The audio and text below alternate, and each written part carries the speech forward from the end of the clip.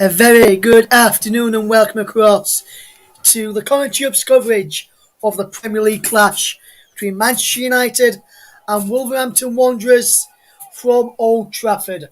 The teams are in the tunnel waiting to emerge as I see Wolves there on the monitor. I have got here in the warmth of my studio. Let's head across live to the match commentary team of Mike Onneman and first, Kieran Riley. Well, good evening, ladies and gentlemen, boys and girls, children of all ages. As Russ has said, welcome to this big Premier League clash, the 109th meeting of Manchester United and Wolverhampton Wanderers at Old Trafford.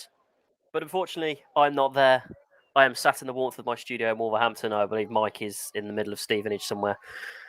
We're going to be bringing you this alternative commentary from Old Trafford, or as best as I can, really. It's been quite a while. It has been quite a while, hasn't it, Mike? It's been quite a while since I was last here. It has indeed, actually. It's been some time now, but it's good. Going to be a very good game, this one, and a big opportunity for Wolves as well, because obviously we were just talking about it off stream just before we went live. 42 years since Wolves last won at Old Trafford, and as they say, records and history is there to be broken.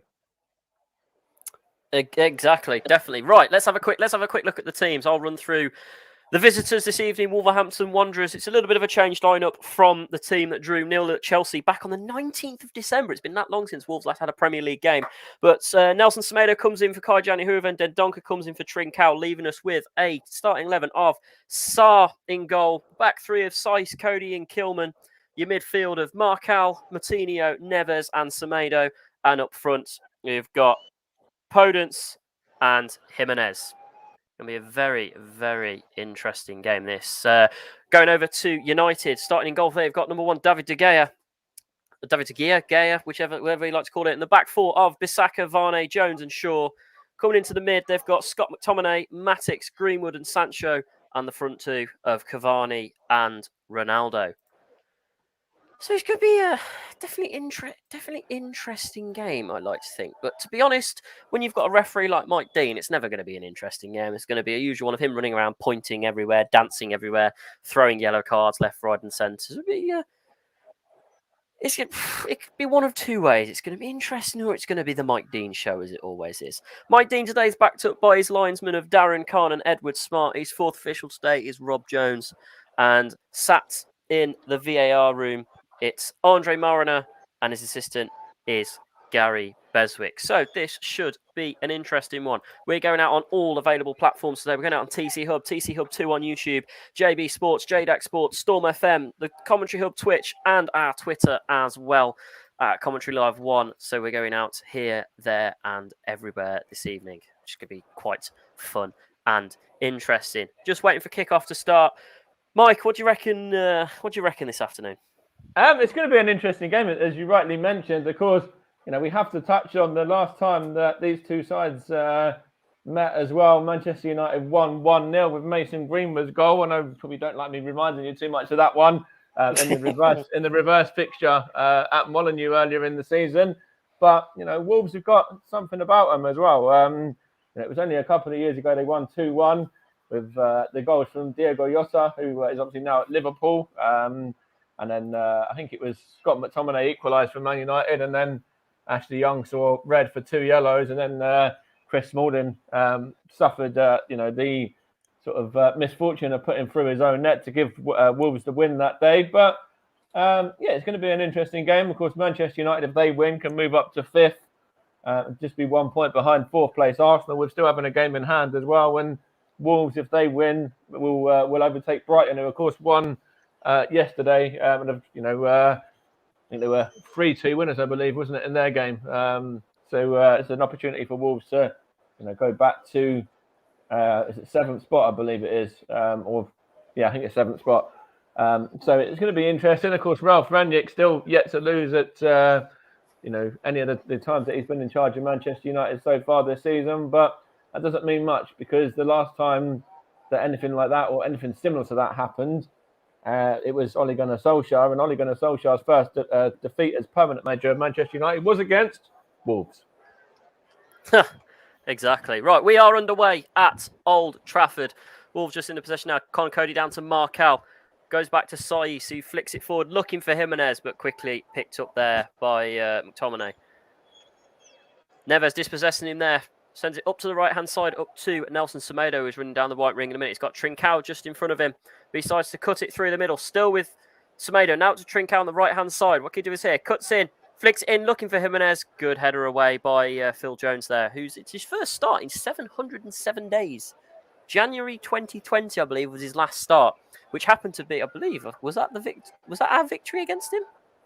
January 2020. I'll have to confirm that in a second, but I know Manchester United, when it comes to their first games and after the first games after a new year, they're in really good form actually. And I know that I think it was 2020 they lost to Arsenal, but that's the only time that they've lost in recent history. So they've got very good record when it comes to the opening fixture of a new calendar year.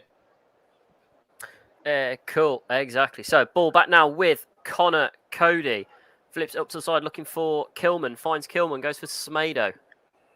Semedo's looking for his options there. Square, looking for the middle. Go to Moutinho. Moutinho flicks it forward, looking for Trincao on the right-hand wing. Still with Trincao now. He's got Sancho just in front of him. Still with Trincao now. What's he going to do with it here? Still with the edge of the box. Still with Trincao. Comes to Moutinho. Moutinho takes the shot. Well defended by McTominay there. And Wolves have started this game quite brightly as well, haven't they? I know it's only sort of a minute and a half, 2 minutes in, but Wolves are keeping possession really well at the moment. And I think if you look at the two managers, I think it's going to be Bruno Lage that's going to be the happier of the two in the very early stages. Definitely. Yeah, exactly. It's going to be, like I said at the start, it's going to be very interesting to see what happens today. But that was a good chance from Podence there, squaring it forward for Marcal, who runs it down the left-hand side. Looking for Jimenez in the box. Jimenez just out-pressured there. I think it was by Varney and put out. So we've got 2 minutes played so far. We've just been joined by Luke. Good evening, Luke, who is going to be our third eye in the sky. He's going to be our VAR this evening.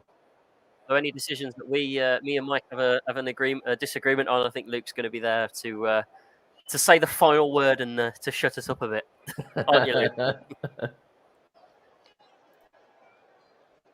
If he's there, yeah. Luke, with us? Hi. Oh, we got you, hi, mate. There you go. I'm here. Chance here picked up by Ronaldo, but well defended by Semedo there.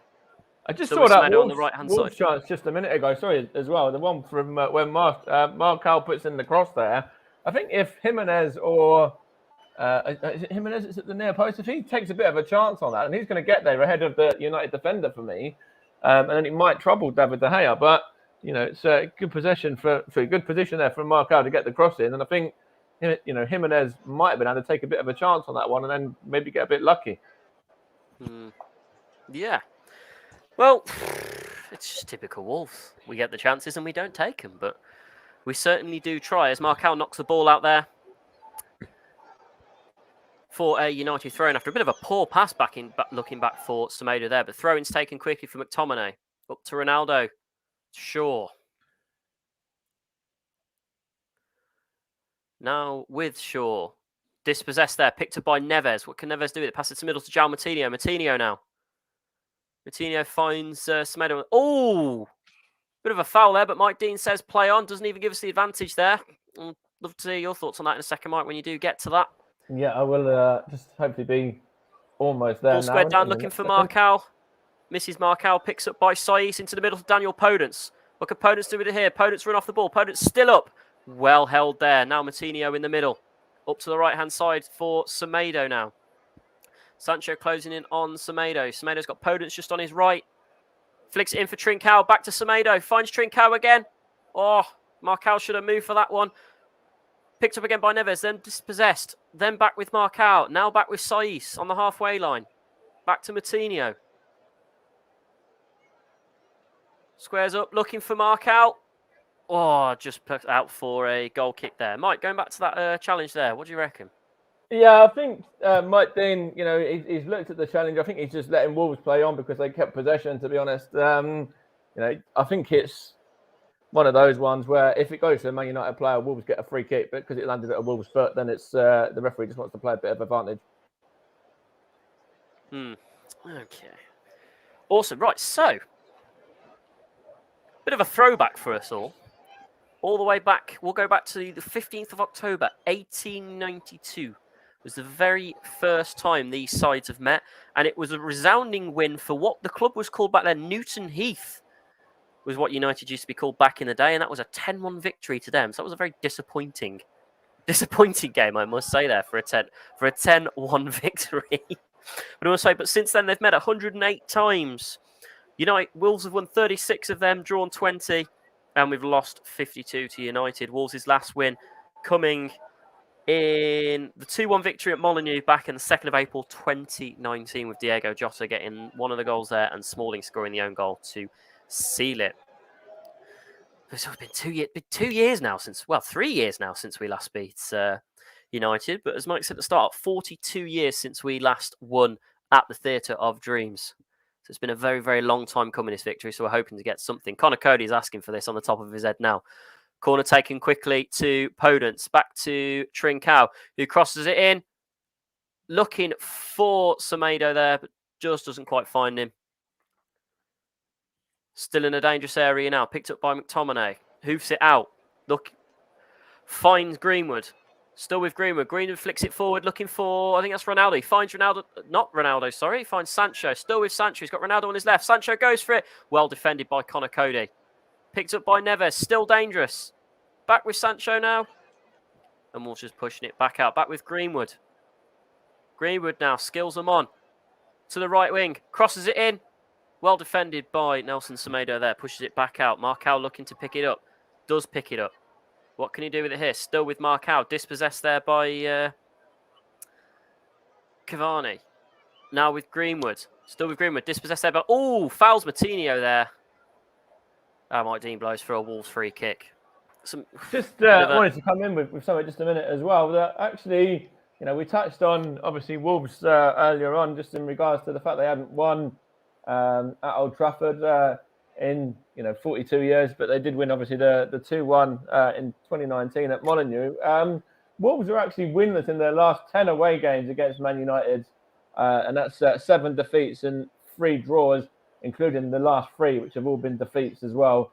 It's as we said, history is there to be changed and to be challenged, but it's all to do for Wolves in this game when you look at things like that, because Manchester United do have a lot of quality on show with the likes of Ronaldo and Cavani, etc. Exactly. Are you trying to depress me, Mike? Are you literally trying to depress me?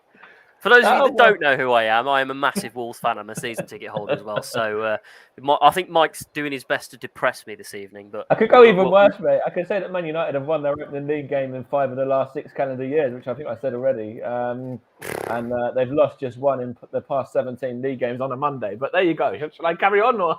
Please don't. I will just have to drive to Stevenage and come and stab you or something. But Anyways, back to the game. Wolves have a throw in now, just on the halfway line. Just over 8 3/4, just coming up to 8 3/4 minutes played in this first half. Been pretty end to end, I must say. Both defending quite well at the minute. It's taken to Martinho. Marcao goes straight back off, and McTominay back out for another Wolves throw in. It's been definitely an end-to-end start to this game. I don't know whether this has a 0-0 written all over it. No, I think there's goals in this game. When you look at even the Wolves, Wolves are going quite attacking, having Podence and Jimenez and Trincao, the 3 strikers. It's quite an attacking lineup from Wolves, as well as this Man United side. It's got quality on show. So I think there's goals in this game. Wolves are obviously missing the top scorer though as well. But I think when your top goal scorer's got 4, and I think Jimenez and Saiss have both got 3 between them, it's not an awful lot of difference, really, is it? No, it's not. But like you say, we are missing our top goal scorer. But that doesn't necessarily mean we've got a problem missing him. But I believe our top goal scorer this year so far is our little Korean friend. But he's Hwang Hee-chan. Hwang Hee-chan, but he hasn't really been performing as well. So I think that's why he's been not playing as much as well. As ball's picked up by Neves here. Neves plays it forward for Semedo. Semedo's got acres of space, plays it forward, looking for Podence. Oh, well defended there by Phil Jones. Is it still dangerous here? It's quite interesting to see Phil Jones playing. I'll come to that in a second, but yeah. Well, he's in replacement of Harry Maguire, which is quite decent. I'm happy to not have Harry Maguire. to defend against, to be honest. But looking at this chance again, a fantastic run by Semedo. I think he should have taken a little bit more time before pressing that forward for Podence. His Podence wasn't quite there yet, but good save by Phil. Good save there by Phil Jones.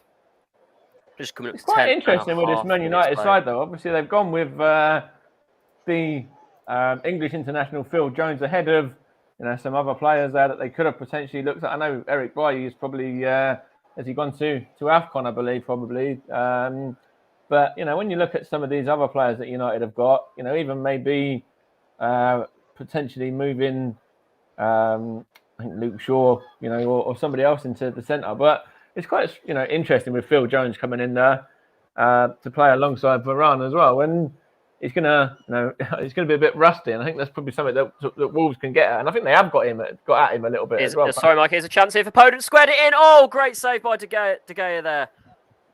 I was just saying they have got it at him a bit as well. They are kind of trying to test Phil Jones a little bit to see if there's any rustiness in the Man United centre back.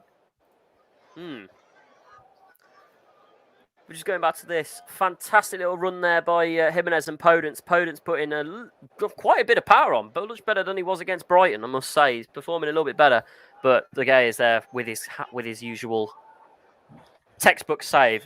Corner here on Wolves to the left-hand side. Trincao whips it in. Looking for Kilman, but picked up by Neves. Oh! What a chance there for Ruben Neves to put us Wolves a goal up there, only 11 minutes in. That was a fantastic little effort. Corner comes in, looking for Kilman, headed away by Varane. Neves with the foot tap straight over the top of the bar goes, but saved for another corner. Whipped in again. What can I do with it here? Headed away. Picked up by Marcal. Marcal shoots, and that was disappointing. Absolutely disappointing. I think Neves is a bit angry with him there. So, what do you reckon, Mike? I've just seen that Podence chance just a minute ago, and it's all started from Man United losing possession, didn't it, as well, really? And it was good play from Wolves to get it to him. I think David De Gea made a really smart save in the end, and then obviously there's the one from Ruben Neves as well just after that, and David De Gea had to be alert to that as well because he had a bit of dip on that effort. Oh, you'll see the second corner in a minute, pal. Yeah, that was a stunning effort by Ruben Neves there. But you'll see Marcal's absolutely well, that's a good stat for Neves there. Most shots outside the box in the Premier League total since Wolves have come back. 201 of his shots have come from outside of the box. I've just seen that other corner as well from Marcal. I think that's just troubled the head of somebody in the crowd. Yeah, definitely. Offside there for United, looking for a quick chance there. The linos flagging for offside, which was fair enough. He was quite a while offside. Well, I'll say a while away. Sorry, my commentary's a bit rusty this evening, guys. I do apologise. It has been some time since I've last done a commentary. But free kick to Wolves, taken quickly by Saiss. Going back to Jose Sa, our fly keeper, as we like to call him, because he plays dangerously. That's hoofed all the way forward. Think looking for Trincao there. Doesn't quite find him. Headed back, but then dispossessed. Hit to Semedo. Trincao. Neves. Still with Neves. Played forward to Podence. Still with Podence. Pass to Trincao. Neves. Play forward to Semedo. That was a beautiful ball to Semedo. What can he do with it here? Crosses in. No one is there for it, but it's picked up by Marcal on the left-hand side now. What can Marcal do with it? Goes back to Matinho. Matinho flicks it off, looking for Kilman. Finds Kilman. Up to Semedo now on the right-hand side. Still with Semedo. Trincao. Oh, Trincao well defended there. Knocked out. Pass Wolves are battling very well in this game so far. We've had almost 15 minutes, or it might even be coming up to 15 minutes now. But, Wolves are very much in this game. They're showing a lot of fight. And, I like this dogged performance from Wolves so far. It has definitely been a good start. We've already had the Mike Dean finger of get up as United were looking for a foul. Let's play forward for Podence here. What can Podence do with it? Oh, well defended there. Gone out for another Wolves corner. Fantastic effort. We approached 15 minutes, but we've had the first Mike Dean finger of the game, Mike. He's done his first finger wave. Probably the first of many, no doubt, as well. I'm sure it won't be the last. But that was a fantastic little play. Played forward for Podence, but well defended by Bissaka there. knocks out for another corner. Wolves have actually, I said they've been battling well in this game. They battled very well actually against Man City, obviously against Chelsea, getting the draw against Liverpool when obviously that was so unfortunate as well with the last minute winner for Liverpool. Wolves, are very much the kind of side that won't ever give up. And obviously, they were unlucky against Man City. Obviously, the penalty and the red card as well. And then obviously Liverpool was a last minute winner. So they've had a bit of misfortune. So maybe it might be third time lucky for Wolves today as well. Well, so there's always that chance. We'll so you have to wait and see. We always do better against the big teams than we do the smaller teams. Even if we lose against the big teams, if you look at our stats, they are astronomically different when we're playing the smaller lower league clubs. So it's the teams lower down the league. Yeah. It's definitely rang. Stats for Bruno Lage, 1.9 points per goal this season. There's a ball now here with Podence on the right hand side. Still with Podence now. He's got nice little legs. And fast. He's looking for his options. Battling with Luke Shaw at the minute. Still with Podence. Semedo now on the edge of the box. Still with Semedo. Neves. What can Neves do with it here? Neves shoots! And it probably goes into about row D there. Went a little bit too high over the bar. But good effort. Let's have a look at some start. stats as well. Wolves have been dominating this Manchester United side, really. I said they were battling. They're dominating. They've had the most shots. 5 shots to Manchester United's 1. And I think if you're Ralph Rangnick now, the Manchester United manager, you're in a game here, and you've got to be wary of this Wolves side. Oh god, yeah, you definitely have. We are the force. I know I'm blowing my own trumpet here, but we are basically the underdogs of the top 6, or the top 8, I should say. We definitely are the underdogs, especially after having 2 seasons of finishing 7th. It's definitely been more fun for us. The ball's with Semedo now, passed down to Marcal, or Marçal, whatever, however you want to call his name. Brings it back to Saiss. Still with Saiss. For Matinho, goes back to Connor Cody. A fantastic captain, Connor Cody. Plays forward to Trincao. Well held by Trincao. Dispossessed there. Picked up by Podence now. Still with Podence. He's got Semedo on the wing. Still with Semedo on the wing with a load of space. Semedo still bringing it into the box. Semedo, what can he do with it here? Good save by De Gea. Still loose.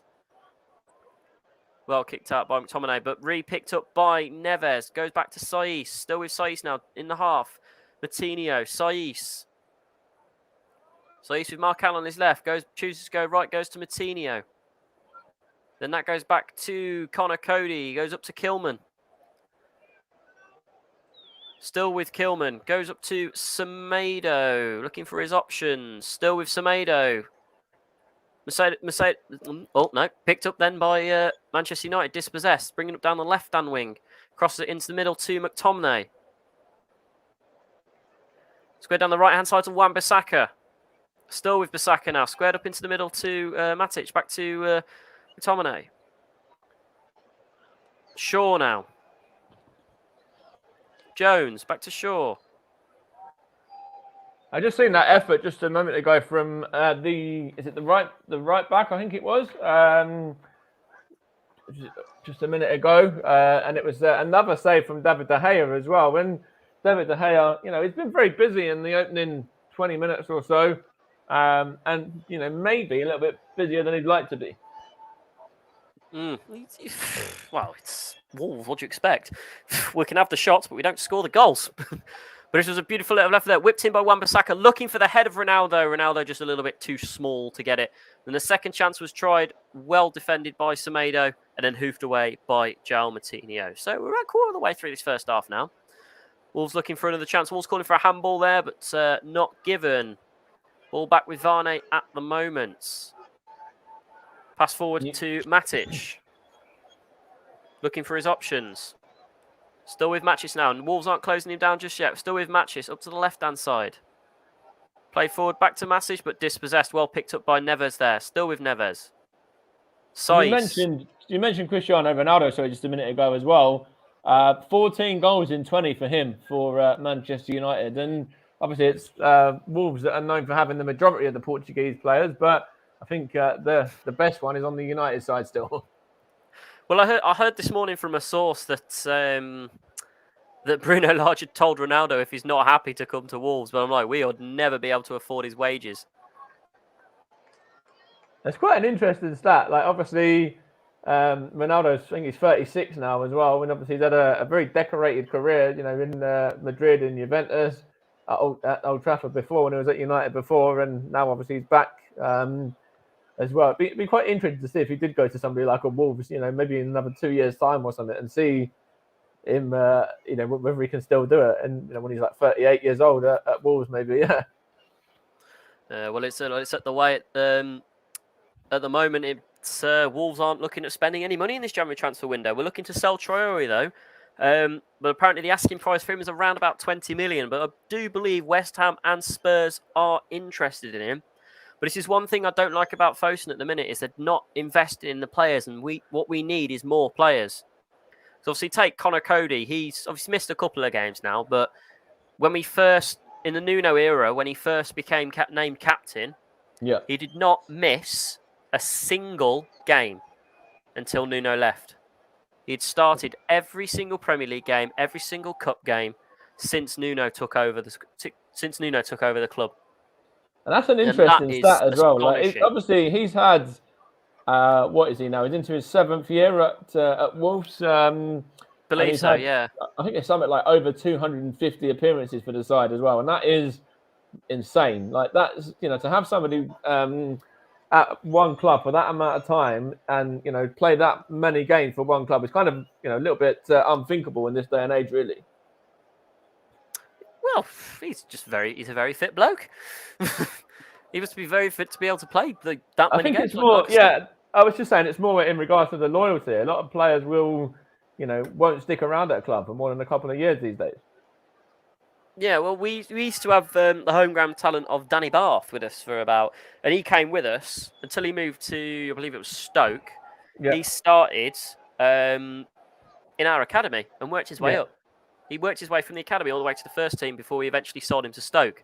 But that was when Connor Cody came in, and and Connor Cody took over the lead after we brought him from Liverpool. Yes, So it's quite interesting because obviously, he was at Liverpool for a while, and then obviously he had a couple of loans, didn't he, as well? Sheffield United and Huddersfield, and then I think obviously he signed for Wolves. I think Wolves were League One at that time. I believe you were, weren't you? Yes, we were. Yeah. We're a League One side. Great season that was. Broke the League One record. I remember it very well because it was when Stevenage were a League One side as well. And I think I remember Stevenage just got to the playoffs and I think lost out to Sheffield United, I believe, in the semi-final. So Wolves playing a bit dangerously here. They're just playing around their back four, but that goes to Moutinho to Neves. Flicks it forward for Semedo, who is in acres of space with no one on him. Still with Semedo now. What can he do with it here? Passes it in the middle to Jimenez. Back to Semedo. Neves. Don't think Neves realised he was going for the ball there. Back to Semedo. Pass it down the left-hand side. Waiting for him is Marçal.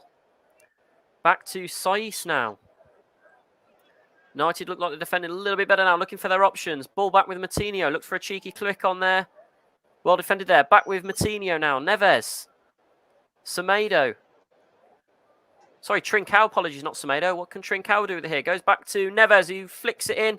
Well headed away by Tomine, but back to Neves. Goes all the way back now to Cody. Back up to Saiss now on the halfway line. Knock forward. Jimenez. Oh, cheeky little flick on for Podence here. What can Podence do with it? Still with Podence. Tries a cheeky flick. Great save by De Gea there. Fantastic effort. It's coming up to about 24.5 minutes played now, but that was a lovely little effort. Looking at this again, Jimenez plays Podence. Oh, Podence is offside there as well. So if that would have gone in, that would have been VAR for offside. I will say that was definitely offside. But Mike will get your view on that in a second. Yeah. But that was very, very much so offside. Luke as well probably be able to verify that as being much more than just a toe offside. It was more of an arm and a leg. But United back on the attack now, down to Greenwood. Greenwood flicks it forward, looking for Ronaldo. Ronaldo looks offside there. Headed back for Moutinho, still picked up. Back with Wan-Bissaka now, Matic. Oh, dispossessed there by Neves. Lovely. Now with Jimenez. What can Jimenez do with it? Jimenez stopped with a brick wall by Varney as the ball goes all the way back to De Gea there. Mike, have you caught up with the Yeah, chance I've just there? seen it. I've just seen it now. Obviously, he's just been put through there. Podence and Phil Jones, the Manchester United man. I think he's just about offside. But yeah, I think he's got to be getting a bit more power on that effort anyway to trouble David De Gea a little bit more, I believe, in regards to that. But again, Wolves trying to get at Phil Jones, and they might see a little bit of rustiness in him, the fact he hasn't played for over 700 days. Yeah, definitely. As we've just had the first foul from Wolves, but the ball with Ronaldo now flicked in. Easy save for Jose Sá there. Literally no power in that at all. But a stupid little push by Marcel there for the foul. Looking at the first half record for Wolves this season, we had 91 attempts, which converted in 5 goals, and our shot conversion is 5.5% just for the first half. And that's this season. That's pretty Check how poor, to be little honest. we've scored. Yeah, and actually, I was just looking. Obviously, I mentioned the other couple of games against Chelsea and Man City and Liverpool as well. I think Wolves haven't scored in the last. Well, I think they haven't scored more than one, I should say. Sorry, in quite some time. Because even the victory against Brighton was only the 1-0 with Saiss as well. And it is, I think Wolves are very good at keeping the ball out of the net a lot of the time, but they struggle to find the chances of their own as well. Yeah, we are definitely struggling to find the net, as we've just had a massive chance there, but Jimenez has blown it by sending it all the way into Rose Ed. I think he looked annoyed, but why wouldn't you be annoyed when you've just pinged a ball into Rose Ed? As United now come on the counter attack, looking for McTominay, but well defended. Ball with Trincao, but well defended there by McTominay. Passed up to left hand side with Ronaldo now. Neves is running alongside Ronaldo, Portuguese teammate. Ball flicked in the middle for Matic. Played then to McTominay. McTominay to Wan-Bissaka. Now with Greenwood. Back into the middle. Patrick looking for the header. Oh, over the top of Ronaldo's head again. And Ronaldo is furious that the ball was going that high.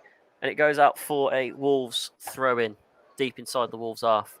Just saw a comment from Luke. Just saw a comment that Luke put as well just a second ago.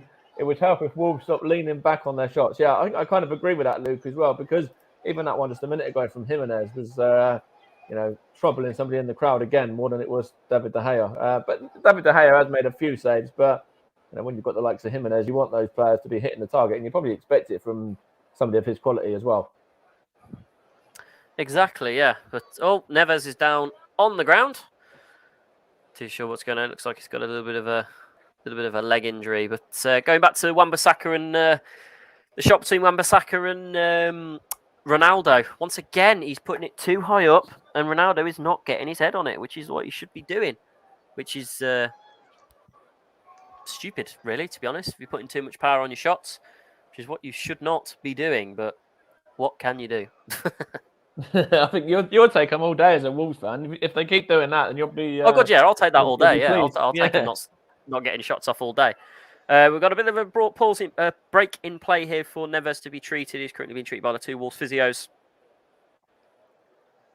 Figure what's going on. I believe someone's on the ground next to him as well. I'm not sure who that was. Just having a look at this challenge again. Oh, it was McTominay on Neves' leg. It looked like his boots his leg just clipped his shin there a little bit. So he's got a little bit of pain in his shin. Bless him. He's up now and walking off. Wolves have done well to keep hold of Ruben Neves as well. I know there's a lot of clubs that have been sort of sniffing around him and wanting to go and maybe buy him.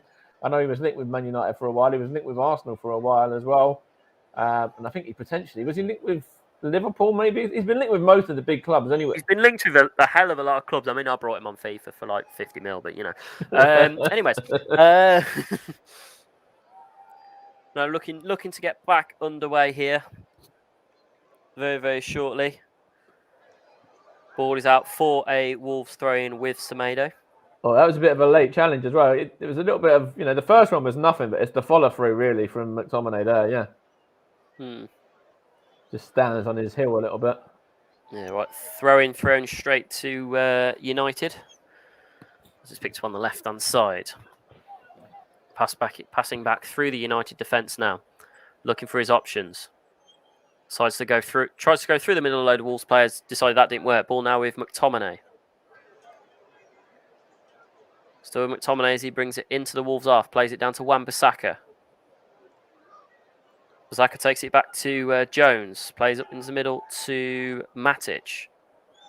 Back to Jones. Paid it forward to Greenwood. Greenwood now with acres of space running down the way. He's got Wan-Bissaka on the right-hand side, which he does. Quickly closing up by Markel. What can Bissaka do with it here? Goes back to Jones. Jones back to Bissaka. Plays it into the middle to McTominay. Looking for Greenwood. Doesn't quite find it. Ball with Podence. Neves now. Neves with some space. Flicks it up to Semedo on the right-hand side. Semedo got a bit of a space here. Sancho trying to close him down. Still with Semedo. Back to Neves. Donker. Down now to Saiss. Marcel plays it in the middle to Podence. What can Podence do with it here? Still with Podence. Oh, well defended there.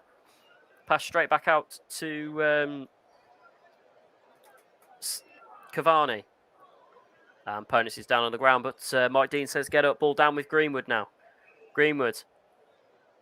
Back to Tomine. Back to Cavani. Greenwood. Up to left-hand side with Shaw. Still with Shaw. Goes up to Ronaldo. Plays it into the middle to Shaw. Could Shaw do with it here? Whips in. Well headed away by Saiss there. Trincao running for it.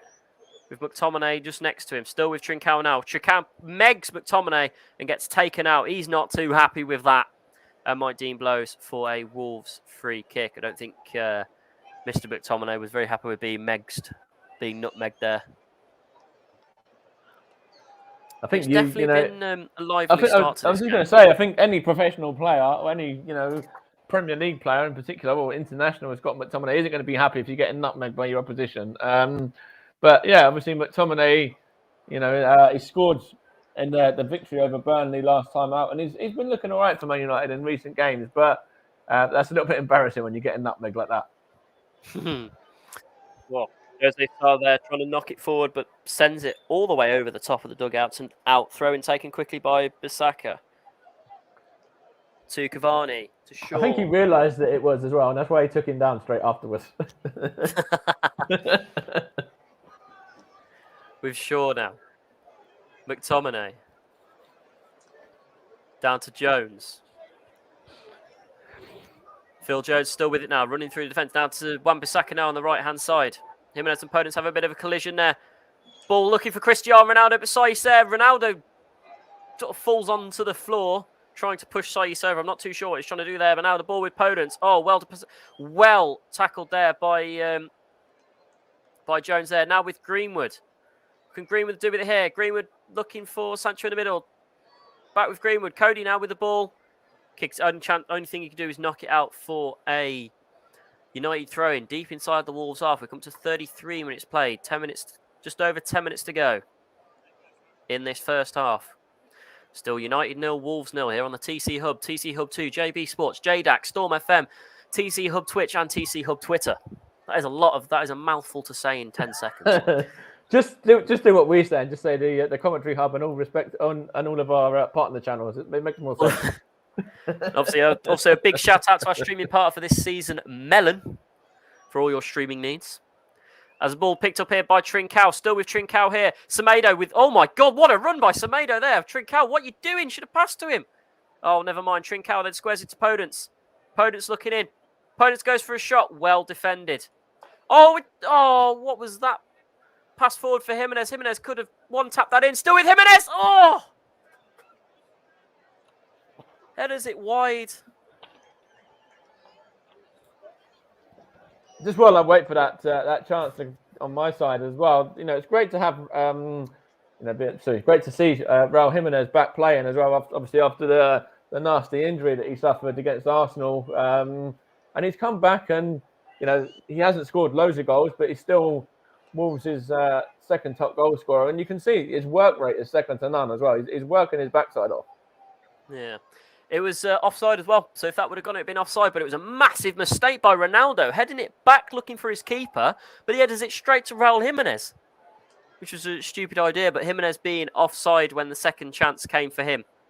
But ball now with Ronaldo, surrounded by Saiz. Saiz pushes him out, goes out for a Wolves throw, and he's not happy, Ronaldo. He's been Saiz has got him in his pocket at the moment. Which is not something, I don't think Ronaldo really wants to be in Saiz's back pocket, but what can you do? And I think that's Cristiano Ronaldo, though. When games are going against his side or when he's getting a little bit frustrated, you can really tell. He's one of those ones that wears his sort of heart on his sleeve, and you can tell by the emotions of him that when he's happy and when he's certainly not happy as well. But Wolves have used him for a throw in there. So the ball's passed up to Semedo here on the right hand side, still with Semedo. Now with Trincao. Oh, well defended there by Varney there. Have you seen the chance yet, Mike? Have you seen Semedo's little run? No, the last chance I just saw was the one for Jimenez just a minute ago, and it was the one where obviously you mentioned that he was offside, and he ended up just putting it wide anyway. That's the last bit that I just seen. Semedo's run was just before that. It was his sprint from our box all the way up to their box. That's quite. You see how quick he was running. Oh, he's a speedy player. You've seen how fast he's been getting up the pitch already today.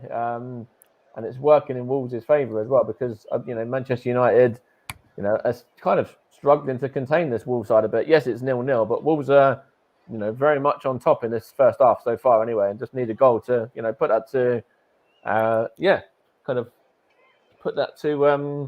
put it to bed, I guess now, and kind of give them a bit of an advantage going into half time. Yeah. Trincao now, Neves back to Kilman, takes it all the way back to Cody, back to Kilman. 37 minutes played now with Podence.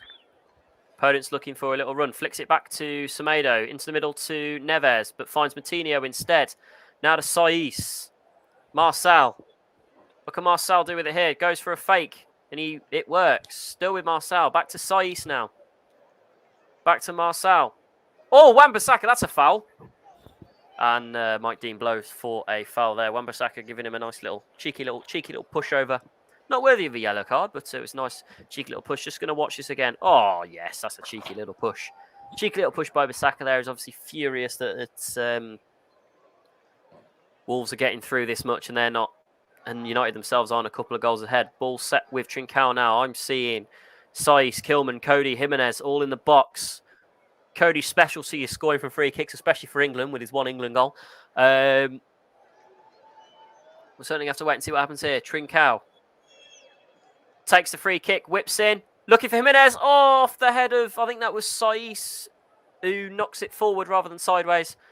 So that goes out for a United throw-in. Oh no, it's gone out for a Wolves throw-in. Okay, never mind. This Man United side are getting a little bit run ragged still. In this first half there, Wan-Bissaka's getting a bit frustrated. You can see the frustration from Ronaldo at times as well. And I think Ralph Rangnick, when he gets his, when he gets his side in at half time, if it is still 0-0, he's going to have some choice words, I think, for his Manchester United troops as well, because they've been very, sort of below par, I think, in this first half, and they've obviously played more recently than Wolves as well, because Wolves have had COVID cases and they've had a few games postponed, and as Manchester United looked a bit rusty last time out, Wolves are looking the complete opposite. Well, say we are well rested. But yeah, like you say, it's our first Wolves fixture. There's Fergie in the stands. It's Wolves' first fixture since December 19th, which is the goalless draw against Chelsea at Molineux, where Podence would have put us ahead, but unfortunately, as the ball was initially looking for him, and as it's ended up being a offside ruled goal. But since then, we had our Boxing Day fixture against Watford postponed due to COVID. And we had a game against Arsenal postponed due to COVID within the Wolves camp and injuries and not being able to field a team, which is where Fosun needs to give us a bigger team. Anyways, with Ronaldo now, then to Cavani, still with Cavani, finds McTominay. McTominay to Sancho, back to McTominay. Wolves just trying to push him back a bit. Now with Matic, up to the left-hand side to Shaw. Well defended by Trincao there, but still picked up by Shaw. 5 minutes to go plus stoppage time here in the first half. You just mentioned that they showed Sir Alex Ferguson just a minute ago. 13 titles for Manchester United, many FA Cups as well, and he actually celebrated his 80th birthday the weekend just gone as well. So had a double celebration with New Year's and a big birthday as well. So from the Commentary Hub team, big congratulations on your 80th birthday to Sir Alex as well. Yeah, Mr. Happy Birthday. But crossing from Podence finds Jimenez. Still with Jimenez. Jimenez looking to take it in. Goes out for a goal kick. Ugh, that was unlucky there. Nice little cheeky run. Cheeky run by Moutinho. Plays it forward for Podence. Nice little cross through to Jimenez. Doesn't quite get it. And goes out for a goal kick, which is taken quickly. Picked up by Matic now. Matic taking a cheeky little run. Jimenez going for a tackle there, but doesn't quite work. He ends up on the floor. Ball's coming through. Well defended by Semedo and Cody there. Ronaldo through, but Semedo right on his shoulder, pushing him off as the ball went straight to Sarr. So Ronaldo well and truly in Saïss's back pocket. Sorry, not Semedo. Semedo's back pocket today.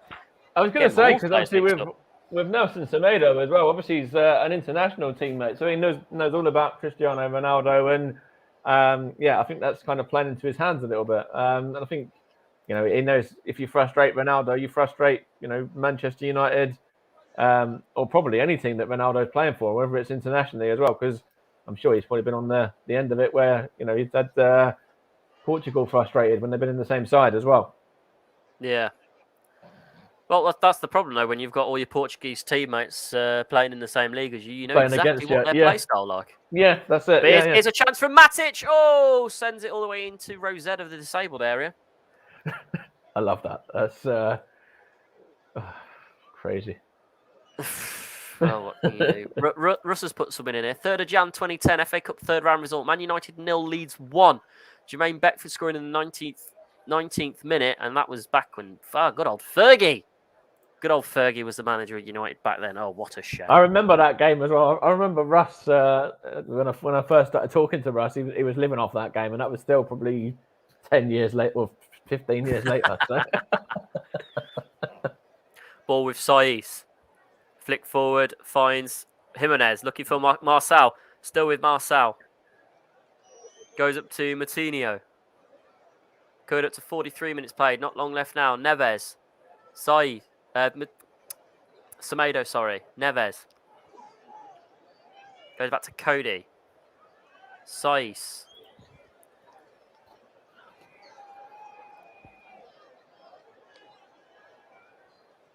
Neves. Trincao. Back to Neves. Can Neves do with it here? Still with Ruben Neves. Looking for Semedo. Semedo. Looking for Trincao. Doesn't quite find him. Well defended. Hoof down the field. Looking for Ronaldo. And Kilman just blocks him. Lets it go out for a Wolves throw-in. Another good little effort from Wolves there. Looking for that. That went to Neves. Trincao back to Neves. He played it. Nice little flick for Semedo. Crossed it to Trincao. But Vardy was there to knock it out. Interesting thing as well, which I just want to mention here. When I showed Sir Alex Ferguson, I was just looking at a tweet that come up, and it said, former Man United boss Alex Ferguson is in the crowd having a laugh. He signed Phil Jones. I thought that was quite funny. Yeah. Ball now back with Sarr. Some stats for the first half. Wolves shots 13 to United's 1 on target. Wolves had 4 of their 13 on target, on 1 to United's. And a lot more. I think Wolves had 14 touches in the opposition box as well, compared to United's 8, I think it was there. Podence pass it up to Moutinho. Trincao flicks it to Jimenez, flicks it to Podence.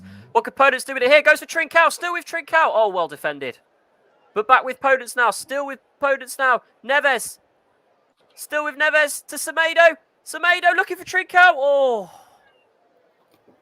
I think, if you want it to fall to anyone in a Wolves shirt, I think Trincao was one of the ones that you might not want it to fall to. Because incidentally, he's had 21 shots without scoring in the Premier League, which is, up until the latest round of matches, is the joint highest. So maybe you want it to fall to a Jimenez rather than him, because obviously he's, not really in form, is he? No, it'll come eventually. It'll come eventually. But He's that was a joint with nice Troy left. Ori as well, incidentally, if anyone wanted to know. Oh, God. Right, corner kick taken. 2 minutes added on. Coming with Semedo ahead, Connor Cody. Oh, well defended again. But it picked up by Semedo. Still with Semedo now. Whips it in. Well defended out for another corner on the left-hand side. We've got 2 minutes added on for this half, which is now 30 seconds of it played. It's quite interesting. Oh, no, never mind. Oh, no, it is definitely out for a corner. A bit of confusion there. Ball behind Martinho as he goes and picks it up. Mike Dean just having a quick word with Greenwood there. Not too sure what about. But Cody, Sice, Kilman, Raoul all in the box. See what we can do here. Pass forward to Podence. Oh, Podence fouled there. Mike Dean wasn't even looking. To Neves. Neves tries the shot. Absolutely blocked with Martinho. Now with Jimenez, who's offside.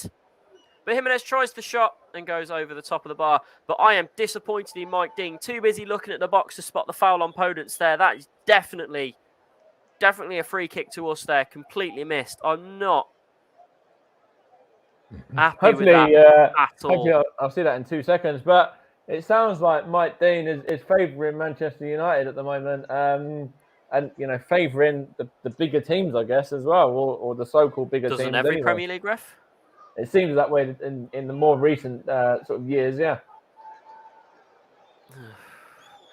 De Gea takes the goal kick now. We'll have a chat about that foul in a minute, though, Mike, as we come into half-time. It's not too far. Oh, when Ronaldo falls in our own box, he dives. He's moaning about it. And he dived in our own box. One absolute weapon. And Mike Dean blows for half-time. Oh, just before that Ronaldo one as well, the Jimenez chance, it fell nicely for him in the end. It was Jadon Sancho, just took a deflection off of him, and Jimenez gets an effort away, and it's another effort for Wolves, and a very dominant first half performance from Wolves, this one as well, obviously without scoring.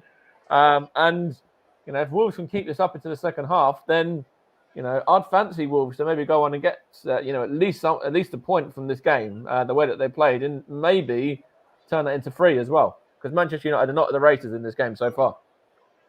Yeah, well, what did you think about that challenge? Did you reckon Mike Dean should have blown for that, even though he was too busy not looking at where the ball was?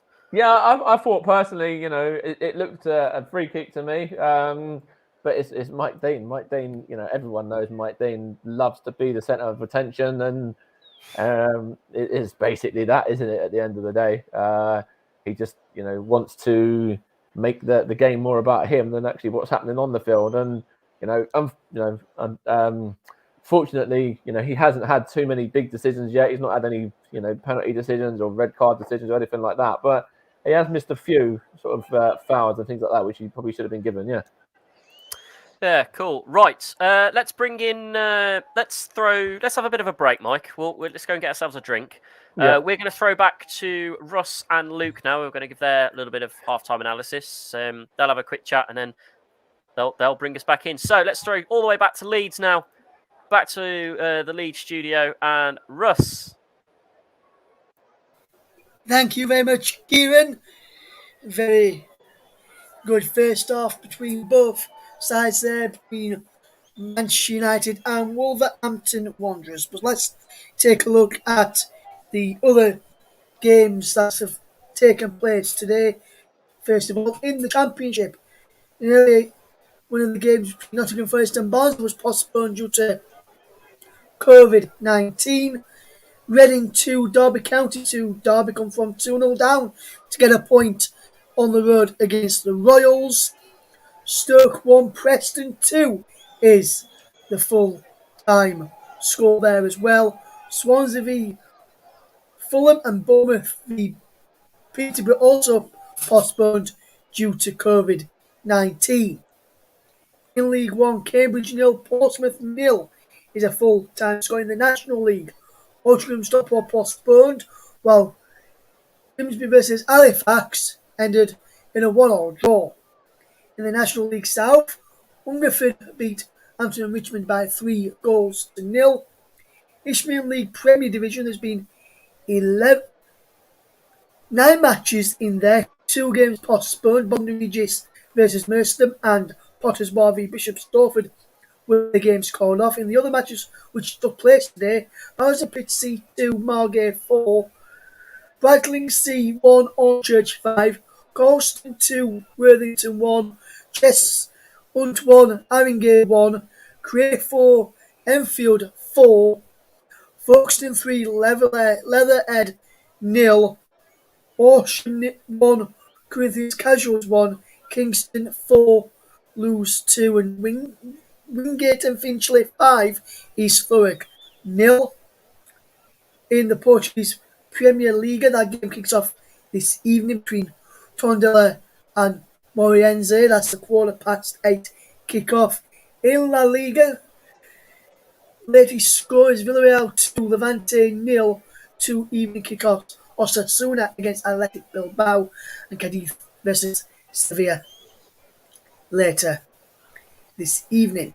And in an international friendly, Rwanda beat Guinea by 3-0. There's been some moments of incidents where there have been some flashpoints as well, and there was a big moment towards the end of that first half. Luton, I see what you said in there, which Kieran alluded to on commentary, that one where Prudence got nudged over. You are VAR decisions, and there's been some decisions which Madden's let go, some which he has given. Luke, from your opinion, looking at some of the decisions that Madden's given so far today, what have you made to his decisions, Luke? I think it's important to remember that the flow of the game doesn't need to give you a stop-start. I think the fact that the game's flowed quite nicely has actually benefited the flow of the game. And, I mean, the one just near the end, you probably didn't give it because Wolves still had the ball. And they'd probably been annoyed if the referee had given a free kick when they'd had the ball anyway. So, I think that in that case, Mike Dean couldn't really win. Yeah, obviously, Luke, has been a very good match, good open match. Wolves much better of the two sides as well. What have you made to that first half? Do you think Wolves have been the better side as well? Yeah, I think Wolves have definitely been more on top. I mean, they just need to stop leaning back on their shots, to be honest, because it keeps drifting over the bar. But Man United have a lot to do in the second half to get in, I think even to get a point out of the game, because I can't see Wolves scoring at this rate, because they will have another shot on target, and we all know how inconsistent De Gea is these days. Yes, absolutely, mate, absolutely. We'll get the thoughts of Mike Orman, our co-commentator, on the first half in a minute as well. But we've just received some breaking news in the last 10 minutes or so here at the commentary hub. And the Premier League have released a statement regarding the latest COVID cases and number of players who have got COVID in the Premier League. They've now released that statement in the last few minutes, which you can see just here now.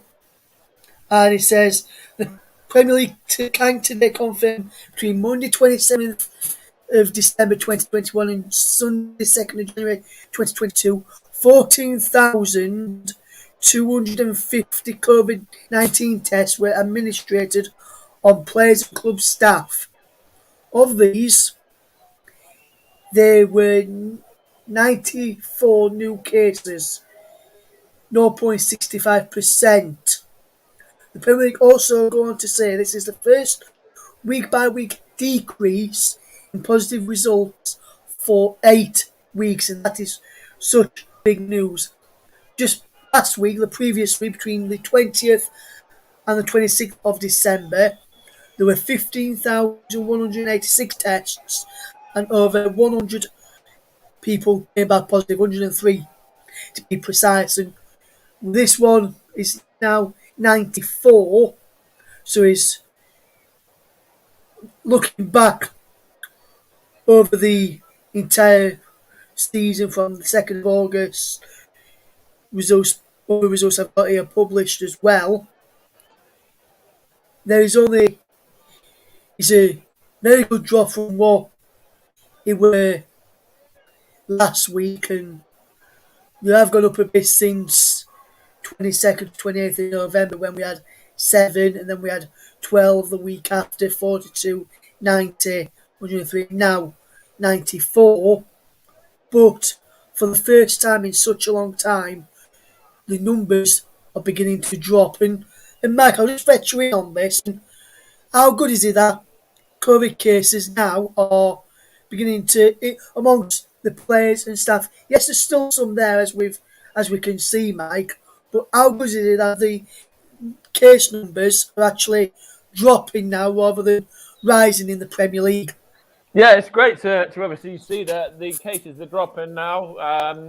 Yes, people have still got to be wary, and obviously the vaccination, program still up and running, and people have still got to be careful with what they do in regards to taking care of themselves and looking after themselves and whatever in the right possible way, taking all the right precautions that they need to, and obviously if they do test, regular. Obviously, they do test regularly as well, which is great to see. A lot of the clubs test. I think it's sort of a couple of times a week, which is great to know. And yeah, I think there's a lot that's playing a part in it at the moment. But of course, we're not out of jail, we're not out of the woods yet, so you still got to be careful as well. But yeah, it's great that they're going down at the moment, and just hopefully that can continue. Yes. Also, man, just another quick question.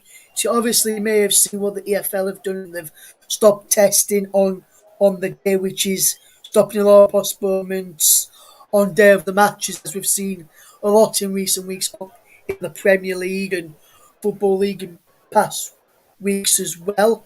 Do you think that's something that we may see, not necessarily this month, or shall I say in the future towards back end of this season, happen in the Premier League as well? Or do you think Premier League will still continue to test on a match day? Because in the Football League, you only test on a match day if you've got symptoms. If you've not got symptoms, they're not testing. Do you think that something that which could work in the Premier League as well, Mike, to get more games played on the day they're supposed to? I think it's probably only a matter of time until it does. I think when you look at it, there was a game a couple of weeks ago that I think it was the Burnley game that was called off within about 2 hours before kickoff, and that's what you don't want to happen. Really, you don't want games to be called off at that short notice because obviously fans are travelling, for away days and that kind of thing. And some home fans obviously travel from into the place as well, whether that's into London, into Manchester, into Wolves, or into wherever, into Leeds, anywhere that are fans of the club, and obviously they have to set out and plan their journey, and they'll do that, and then sometimes get a notification with about an hour and a half, 2 hours to go that the game's going to be called off or has been called off, and then it's everything's all up in the air a little bit. So I think it's only a matter of time until it moves up through the leagues, and just have to wait and see. Obviously, just if somebody's tested themselves, then they might if they've got the capability to test themselves, then they'll still do that if they start to feel a bit unwell or under the weather anyway, or if there's any kind of potential symptoms or anything like that. And then obviously it's up to them, I suppose, to inform their club and let their club know that they're unavailable. But I think doing it 24 hours beforehand would probably give them relatively enough notice anyway. Yes, man, just going back to, just moving away from this now, going back to matters on the pitch from what you've just seen in that first half alongside Kieran Riley this afternoon, going into this evening now. What have you made to that first half, and do you agree with what I said, that Wolves have been the better side in that first half and Man United have been, let's just say, little lacklustre in their performance, should we say? Yeah, 100%. I think Wolves have been fantastic. I think Jimenez has had some really good chances. Podence has looked, quite lively. Obviously, Semedo has been involved. Saiss has been involved a bit as well. Trincao has been involved. And I think Manchester United have really, got to up their ante in the second half. Would I look at making changes at the break? Would I look at Bruno Fernandes maybe, who's obviously back now? Marcus Rashford's on the bench as well, maybe. So potentially they might look at bringing on one of those two or both of those two at some stage. Donny van de Beek maybe as well. There's another player that could potentially come on. Obviously Fred if they want to change things up in midfield. Jesse Lingard. They've got options on the bench, but I think Wolves so far have really frustrated this Manchester United side. They've dominated them.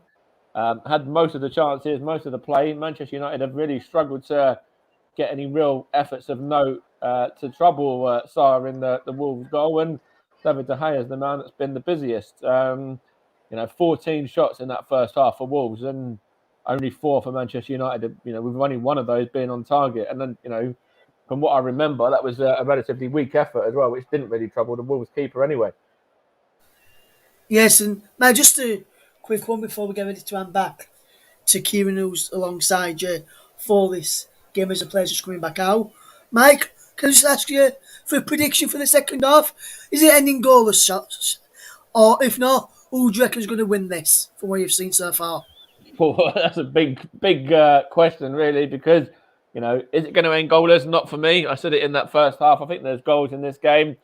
If you look at that Wolves bench, they've got some players on there that, potentially could help them change the game a little bit as well. And, Traore obviously is a little bit pacey and can use that to hurt Manchester United on the counter attack. Den Duncan maybe as well. Of course, Ait-Nouri is another player that is very, very good. But yeah, I don't think it's going to end goalless. I think so far, Manchester United are struggling in this game. They struggled against Newcastle. They had a few fortunate decisions against Burnley as well, and were 3-1 winners in the end. But I think Wolves, could go on and get something from this. I think there's goals in the second half, and I'm going to go because obviously Wolves haven't got a great record either. But as we said at the start, history is there to be broken, and the last time in 42 years ago that Wolves won at Old Trafford was a 1-0 victory for Wolves. So I'm going to stick my neck out there and say it's going to be 1-0 to Wolves again. Okay, that's the thoughts of Mike Arneman. Let's cross back live to your commentary team then. Mike is one of them, and alongside him is Kieran Riley. Hello, everybody, and welcome back to Old Trafford. I say welcome back to Old Trafford. Welcome to the commentary from Old Trafford, but I'm sat in my lovely warm commentary room in Wolverhampton because of COVID, and Mike is the same. He's sat in Stevenage. But the guy gets underway for the second half. United getting us underway. There's a very bold prediction from Mike to say we'd win 1-0. That'd be our first victory here in 42 years. So maybe it will do. If we do score, to be honest, and we do win, I might be a little bit overexcited, and I do apologise. But what can you do when you're a Wolves fan? Anyways, right. Let's get back to this game, shall we? We've played 30 seconds so far. United not really done anything at the moment, just maintaining possession. So with their back line at the minute, currently with Luke Shaw. Unchanged signs, I believe. No substitutions have come on, but substitutions are available. And I'm hoping Wolves may use the tank that is Adama Traore a little bit later on. But our manager's got a habit of not making substitutions until about the 70th, 80th minute, as the ball is now with Cavani put into the middle. Looking for Ronaldo, well defended there by Saiss. And just hoofed up the field by Neves. Looking for Raul, doesn't quite find him, but with Tomine at the minute, and then goes back to Jones, up to the right-hand side to Saka. Picked up there by Greenwood, who knocks in, looking for Ronaldo. Nice easy into that score. Now you having a bit more explosive start, as Neves now passes it to Trincao. Back to Neves. Shaw looking to take him out. Pass forward, looking for Trincao, but then quickly picked up by Sancho. Now with Shaw. Passes it in the middle to Matic. Still with Matic now. Finds Greenwood in the middle. Then up to Jones. Took him his options. Back to Matic now. Sorry, Greenwood, apologies. Now it's back with Varney. Back again to Mattit. To Shaw, sorry. Now into He's the got middle to some Varney. interesting stats regarding Phil Jones in a minute as well for that first half. He actually had the best passing accuracy in the game with 96%, 24 completed passes out of 25. God. And for someone who hasn't played for Exactly. He was 707 also days. he was also top or joint top in the United team for the Jules 1 as well. Interceptions, possession gained, and blocks. So he had a very busy first half. Well, yeah, obviously he was getting 14 shots off, but Anyway. 15 shots, in fact. 15, apologies, isn't it? The most since at least 2003, 2004 that a visiting team has had at Old Trafford in the opening 45 minutes of any Premier League game. What can I say? It's the Bruno effect. It used to be the Nuno effect. It's now the Bruno effect. Anyways, the ball now with Daniel Podence, who's got a lovely little run here. United closing him out, and he's got very little support at the minute. Oh! McTominay literally dropping him to the floor there. That was a bit of a dirty foul. And Mike Dean brings out the yellow card. The first card of the game has been given, and it's gone to Scott McTominay. Just going to have another look at this here. Podence with a lovely run, just turning back. McTominay just plows into him. How is that not worse than a yellow? He literally just plows into him. But that's McTominay's 5th yellow card, which misses the United's next game against Aston Villa in the Premier League, which is a bit of a loss for them. Is it Premier League, though, or is he going to miss the next game, which is the FA Cup game on Saturday, which is also against Aston Villa, incidentally, as well? Oh, it could be that, then. No, it just says it misses the game against Villa, so it might. I think it's the Premier League, not the FA Cup. Yeah, but maybe, Matinho here with the free kick. He's got support in the box. Quickly whipped in, looking for Jimenez. Well headed out, but picked up by Neves. Neves to Trincao. Trincao just loses it and looking for Marcel, but doesn't quite find him there. I don't think that's any more than on that foul. Yeah, I don't think that's any more than a yellow. Personally, I think Scott McTominay goes across him, and the yellow card's the right decision. I think it's going to take a lot more to be a red card. He body checks his man, but yeah, it's not a nasty enough one to be a red for me or anything like that. I think the yellow just is the right decision, the right call. Russ just confirming for me there, 5th yellow card, 1 match ban in the Premier League. So yeah, it's definitely the game against Villa in the Premier League that they're missing. That's incidental that they've got 2 games against Villa back to back. Anyways.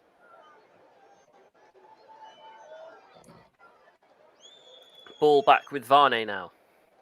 Goes up to Jones. Still with Jones. Back to Varney. Down the left to Shaw.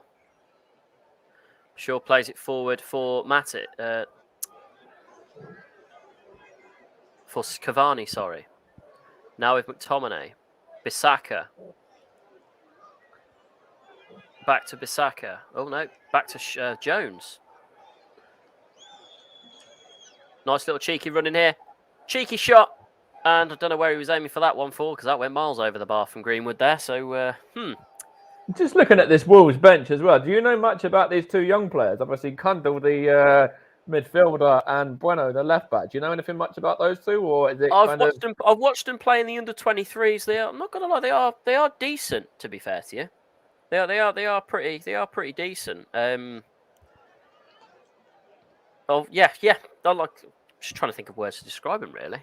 Yeah, it's been a while since I last saw him play, but I've definitely seen him play in the under-23s with the ball with Jimenez. But I don't know who Jimenez was looking for there, but Trincao ran behind him rather than in front of him, so it's a bit of a pain in the arse. But anyway, those two players. Obviously, it'd be that if either of them get on, it's their first start in the Premier League, their first appearance in the Premier League. And obviously, Bueno is the left back from Spain, and Kundal the centre mids, who I believe is English. Both 19 years old. I don't know anything about them myself. I just wondered if you knew much about them, like the kind of players that they were, etc. Yeah, they're good little players. Obviously, they wouldn't have made it into our squad if they weren't that good. No, they're regulars on our under-23, so they're not too bad. Even for 19-year-olds, the under-23s, and that is a foul. And Mike Dean is just standing there, points really, really slowly. Like he's an old man. He's just stood there. Well, you'll see it in a minute. He's just stood there with his legs apart, Cavani goes down and Mike Dean literally... Oh, so what a beautiful save. Well, not even a save, it was a tackle. Our fly keeper being an absolute god.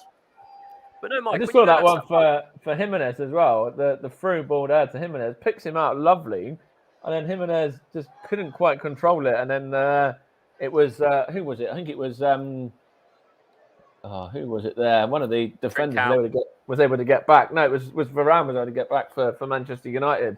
But it was that ball to Jimenez. It was a fantastic pass, and Jimenez has looked like he wants to at least try and get himself a goal today. Anyway, he's had a few opportunities. Yeah. But no, you'll see that challenge in a minute. You'll just see Mike Dean just stand there with his legs apart and then just go, eh. He just stands on his toe, really. He stands on his foot, doesn't he? Yeah, I've just seen it now. It's just really, really slow. Yeah. Second half possession so far. United with 76%, Wolves with 24%. You will see the Sarr little tackle in a minute, mate. It looks absolutely I've just seen that as well. That was a lovely tackle, that one. It was one of those ones for you. Where you have to get it right, but he got it bang on. Yeah. Not like Edison in our match against City back in 2019. That was a fantastic Christmas. That made my Christmas, that did. 3-2 at Molineux against City. That made my Christmas. I remember that day as well. I remember that game. I had no voice. And I nearly broke my leg. Yeah, that was a good day. I love how you say it was a good day. To be fair, it was like the FA Cup against Watford. Had no voice, nearly broke my leg. That's a perfect day. It was like the FA Cup game against Watford. I just ended up on the chairs and it just didn't go very well. Oh well. I like that about football though. Like you can really get into it, the emotions of it, and that side of things can be crazy at times. But I love it. Yeah. Oh god, yeah. Definitely was the Christmas. The goal. I think Traore is the only person to have scored past City 3 times in the same season. 2 of them at the Etihad, which was that 2-0 victory, and then once again in our comeback against them at Molineux. So it was like I wonder if we'll see him. I wonder if we'll see him in this game. I'm sure we probably will at some stage. In fact, yeah. I wouldn't be surprised if we do, to be honest. Ball back now with Connor, Cody. We suppose we get back to this commentary, shouldn't we? Really. Ball back now with Cody. With Kilman. Still with Kilman. What a little run by Max Kilman here. Still with Kilman. Oh, he goes down just on the edge of the box. He gets straight back up. Obviously, there's no point in calling for that because that was never going to be a penalty. Good get up back there, but now picked up. Oh, could have been stopped there, but with Greenwood now. I think if you're an away team at Old Trafford, you very rarely get a penalty anyway with Mike Dean or with whoever the referee is. But if it's Mike Dean, we never get a penalty. But that run from Wan-Bissaka, by the way, just a minute ago as well, was brilliant, and then his cross was very weak afterwards. But the run on the overlap was good. Yeah. Oh god, yeah, definitely. You'll see Kilman's nice little run in a second, all the way from our half, all the way into the box. I think he's just picked up the ball now. Let's see here. This is him here now. He's just got it. Is that him? Yeah, he's just taken on Cavani, right? He's gone on a lovely little run here. He's taken on another player again, Sancho. He's just having a field day. And then he falls over. Yeah, unfortunate little trip, which is a shame. Right, back to it now. We've got Tomine on the halfway line now, looking for his options. Wolves keeping their shape quite well at the moment. Ball now back with Varney. He's back to Shaw now. Shaw getting surrounded. Varney surrounded by Moutinho and Trincao. Picked up by... what was that? Play on given. Fouled by... Shaw there, who I don't think saw the fact that Mike Dean had set the play on. So Mike Dean has... I just saw the other one a minute ago. The foul on the United player. It looked a bit of a foul on the United player. Look, the Wolves man just went straight through him, really. But yeah, it looked like he's got away with one there, maybe. But yeah, just watch this again. Yeah, Shaw pushes Trincao straight down to the floor. Mike Dean says play on. But then I think it was Jones came across Jimenez, and that's Luke Shaw now missing Aston Villa as well. That's his 5th yellow card. That's now 2 of their starting players today that are missing the Aston Villa game because of yellow cards. What is going on here? I think they're being a bit silly at United today. It's quite interesting because I think Man United can still replace them quickly enough. They've got obviously Tellers who will come straight in for sure for that game, and then coming off from McTominay will probably be like Fred or something like that. So they've got pretty straightforward replacements already lined up anyway. Ball with Matinho now. Back to Marcel on the left-hand side. Now back down to... Oh, good save there. But this is Back an with Podence opportunity now. for Wolves to get at Luke Shaw, potentially as one of the defenders as well. Maybe get him sent off. Maybe, yeah. Mike Dean saying play on as Greenwood Greenwood's still down. Hand goes back down. Wolves can now move back in. Greenwood just getting back up now. Ball play forward, looking for Ronaldo. Just misses Connor Cody's head, but Sar's there to pick up the ball. Throws it out very quickly with Marcel down on the left-hand side. He's got Podence just in front of him. Is he going to play it forward? Does play it forward to Daniel Podence here on the left-hand side. He's got Jimenez running alongside him in the middle of the box. What's Podence going to do with it here? He's got Marcel moving in for Trincao in the middle. Trincao just goes over it. Semedo shoots off the side of Luke Shaw and out for a Wolves corner. I just saw that Man United are getting ready Bruno Fernandes to come on as well in a second. And of course, he's back now after missing the last game. But Easter's coming on in a minute for United as well when the ball's next out of play or whatever. Yeah. Excellent. I believe he might be coming on now then, or not? Oh no. Podence coming into the box. He's got Matinho within there. Who's on this corner? Corner's whipped in. Looking for Podence. Oh, nice easy save for De Gea there. Yeah, I wouldn't have thought they'd have made this up from a corner. They normally just don't like to make changes when it comes to corners, and you're already sort of defending. You want to keep that consistent. Yeah. Right, with Luke Shaw now. With McTominay, still with McTominay. Flicks it forward for Ronaldo, who I believe was probably half a mile offside there. The ball picked up by Wan-Bissaka, kept in, and Marcel smacks it into Rose Ed of the second tier, just to make sure that goes out. So it's been explosive start to this second half, I believe, Mike. So, like you said, there's definitely a goal coming, but which way? Could this be a shock or be goalless? I don't see this being 0-0. I'd be very surprised if there's no goals in this game, especially the way that Wolves have dominated the first half and continuing to dominate in the second, really, as well. Greenwood is coming off for Bruno Fernandes. The ball has gone up. So no goal for Greenwood. Obviously, he scored in the other game, so he doesn't get 2-2 against Wolves this season, which I'm sure you're pleased to know. It's always good. But to be honest, that 1-0 victory was a bit of a tough one to go. Defending all the game really, really well, and then to concede like that, it was horrible. It was right at the end as well. Game. The last it was like the 10 Liverpool minutes game, mate. We were gutted, absolutely gutted when Liverpool scored. It's the last sort of 10 minutes. It wasn't as bad as the Liverpool game because the Liverpool game obviously was the last few seconds, but. Oh, what a shame. Anyways, moving on. Kicked out now, picked up by Daniel Podence on a lovely little run. Still with Podence now on the halfway line, looking for his options. Goes to Semedo, just over 60 minutes played now. Looking back for Semedo, picked up well by Shaw. Semedo looking to dispossess him, but no, it's not. It's passed into the middle to Bruno Fernandes. That's up to Wan-Bissaka. Still with Bissaka now. Back to Fernandes.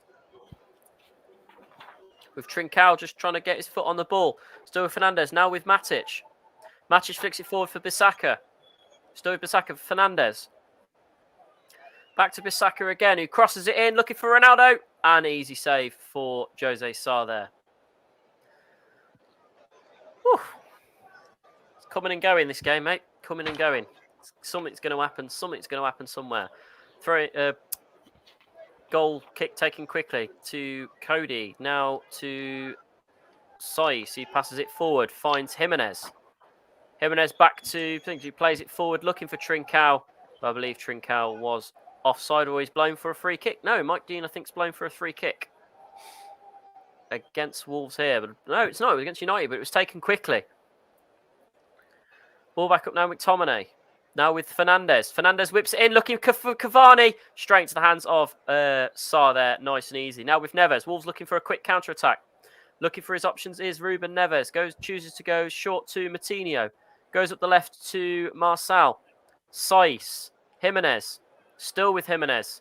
Back to Matinho. Saiss. Marcel. Matinho. Still with Matinho, now looking for his options. Matinho crosses it down to Kilman. Still with Kilman. To Semedo now.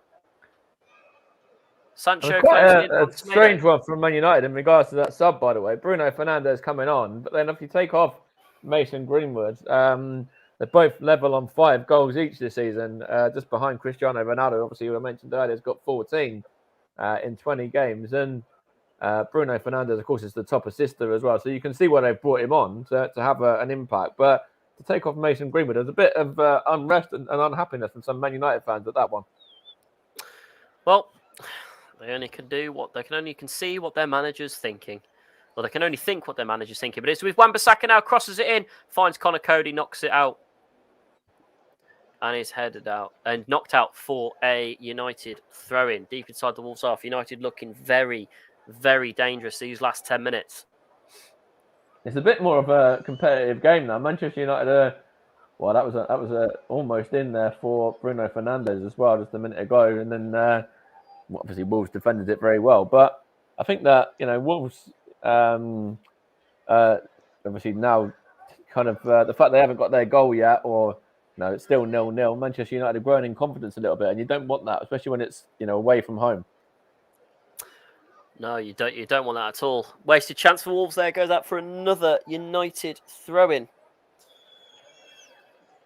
Some stats here for Mason Greenwood. Touches in the opposition box 4. He's ranked first in United for that. And I think there was a shot there or was a goal something there for... I missed that bottom stat. So, Mike, and that stat pops up for you if you could I will just remind me. Grab it in a second when it comes on, yes. Right, now with Kilman on the right-hand side. What can Kilman do with it here? United are keeping their shape quite well, the same as Wolves. Now with Semedo now on the right-hand side. Still with Semedo. Semedo came to a dead stop, but still with him. He starts bringing it backwards. Goes to Matinho, Trincao. Marçal in the middle. Goes up the left-hand side to Podence. Podence crosses it in, looking for Jimenez. Off Jimenez. Oh! Just over the top of the bar, but I think Shaw may have got to that. Let's have a quick look at that replay. So Mason Greenwood touches in the opposition box for... Oh, no, it's gone off again now. It was 7, I think it was, in terms of the other thing, yeah. Yeah, dribbles attempted 7 according to Russ. Oh, It's a beautiful cross, but goes off the head of Shaw. Goes out for another Wolves corner as it's coming up to 64.5 minutes played now. They don't leave it up long enough to actually to see what they've actually posted. So it's a bit, it's quite difficult. They put it on for like 2 seconds, or not even that. We don't play this one short again, Matinho. Just whip it in. Don't play it short. That's it. You send him away. No. Corner kick taken quickly. Oh, that was unlucky from Jimenez as well, just getting in there. And it was good defending actually from Luke Shaw just a minute ago. Because I think if Luke Shaw doesn't get that, that's 1-0 to Wolves. Oh, good chance there for Saiss, but Saiss just knocks it over. Yeah, Luke Shaw, really good defending just a minute ago from Man United. That's right onto the head of Jimenez if Luke Shaw doesn't get that. And he gets it just in time to hit it behind. Oh, the tank is coming on. The tank is coming on. Trincao is coming off. And the main man, the baby oil man himself, Adama Traore, who could be possibly going in this January transfer window for no less than 20 million, is coming on. Let's see if he can have a big impact in this game, get this ball running down the wing. It's another game and no goal for Trincao as well, incidentally. Yeah, I know.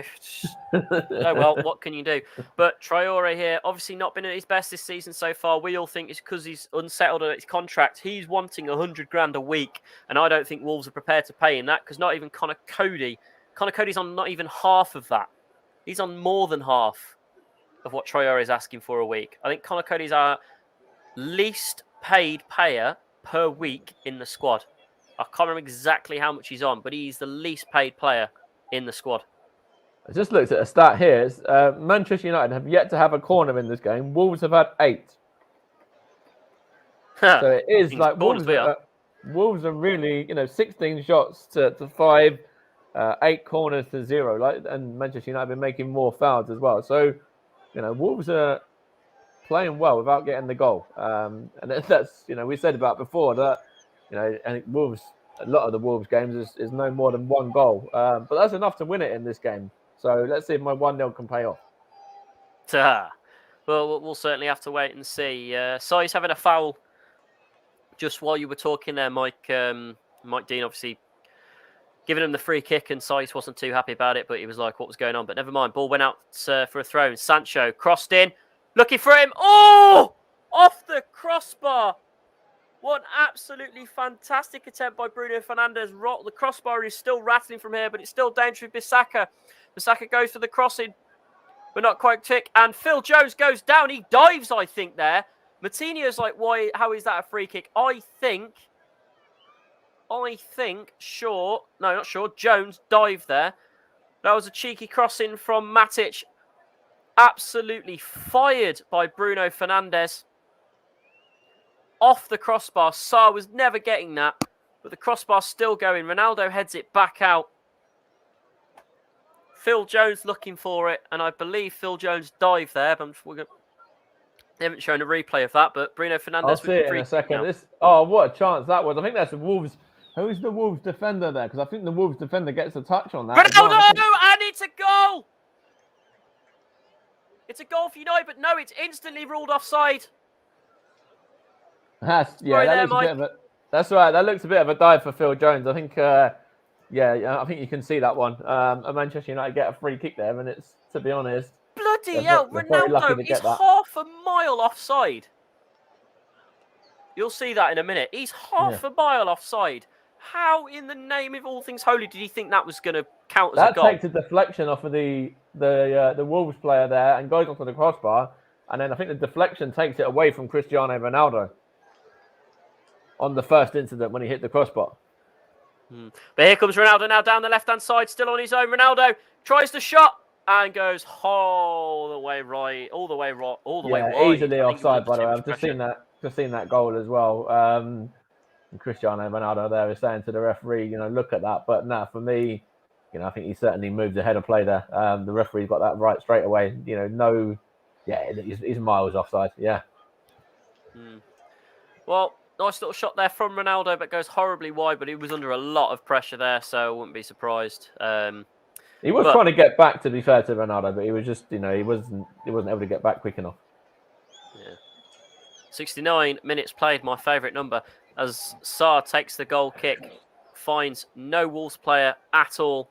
Ball picked up by McTominay, now with Fernandes. Fernandes with Neves and Podence around him, still with Fernandes. And again, that one goes back from to Ronaldo. Jones. It's a scuffed effort from Ronaldo as well, that other one. He's getting in a bit more now, though. I think Wolves have got to be a bit more switched on, because Ronaldo is getting a bit of joy now in the last sort of few minutes. This is typical Wolves, as though it's getting a bit tiring, I think, now. But here comes McTominay on his own. Scott McTominay takes a shot. Well defended there by Kilman there. Just going to bring in Luke, if he's here. Luke, that offside, what do you think was going through Ronaldo's head there? I think what was going through Ronaldo's mind was he was walking back, and I think the free kick was taken quicker than Ronaldo was getting back.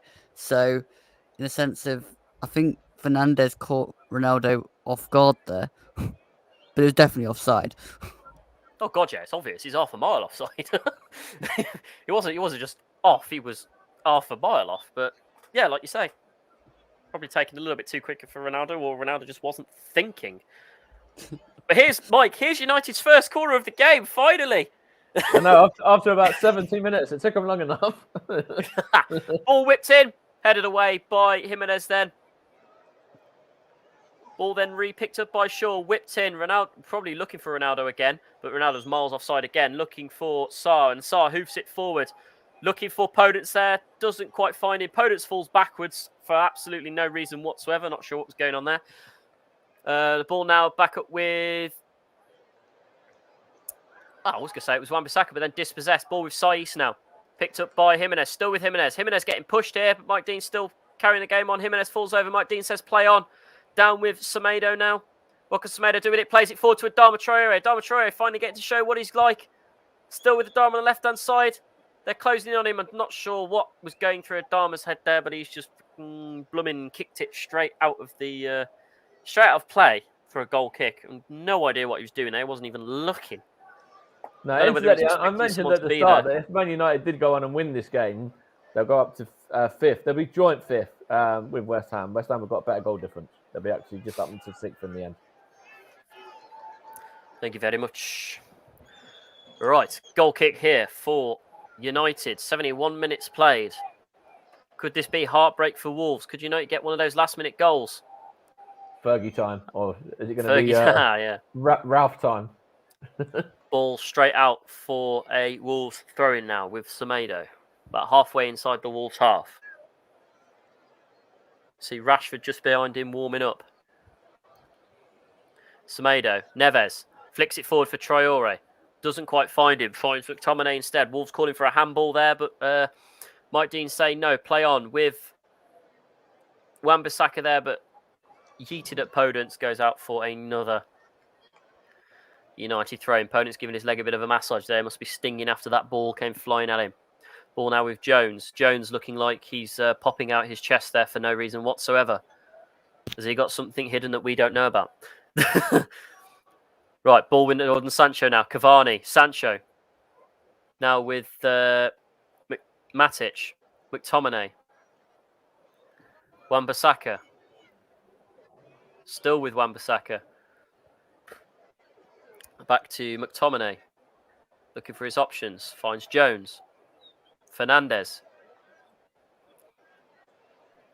Plays down to the left-hand side for Sancho. Still with Sancho now. Still with Sancho. Running in. Still with Sancho. Looking for Cavani there, but then intercepted by Neves. Now with Adama Traore. Podence and Jimenez are running with him. Still with Adama Traore. What can he do with it here? Still with Adama. Still Adama. Adama gets taken down just outside the box. Mike Dean blows for a free kick. Gets the yellow card out. And is booking there. I'm not too sure who was booking there. Let me just double check that. I think it was Varney that he booked for that challenge. No, it was Matic. Oh, took to Traore's foot, clean out. Knocks him straight down. Traore, angry at that.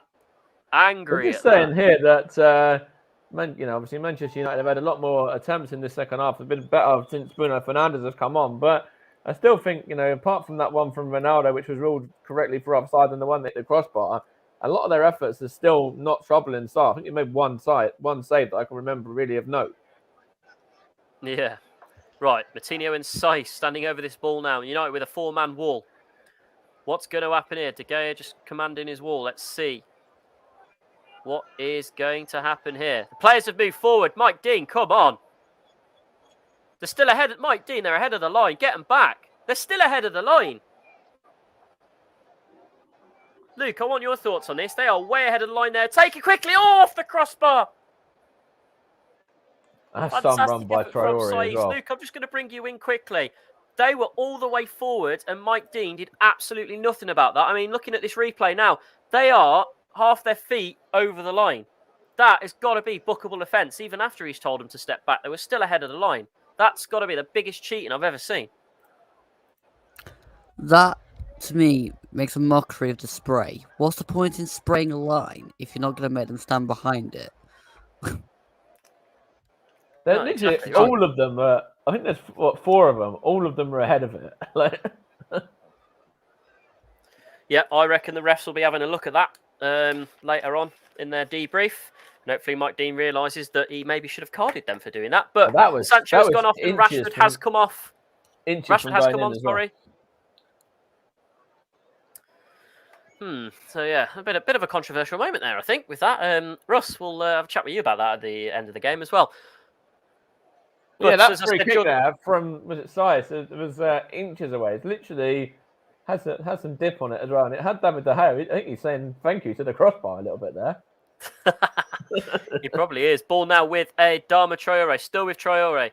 Traore just just knocked off the ball there by 4 United players who obviously surround him. They've got their instructions. When Traore has the ball, surround him. The ball now with Varney. Now up to Jones. Back to Varney. To Matic. United just keeping their shape a little bit at the moment. Rashford flicks it forward, looking for Ronaldo. Saiss is with him. Straight to Sarr. Sarr throws it straight out back to Saiss. Saiss plays it forward for Podence. Still with Podence. Podence surrounded. Podence manages to break out the surroundings, looking for his options. Who's he looking for? Podence still with the ball. Plays it to Jimenez. Goes back. Looking for Podence there, but never mind. Finds Kilman anyway. Semedo. Still with Semedo. Podence. Where's Traore in all this?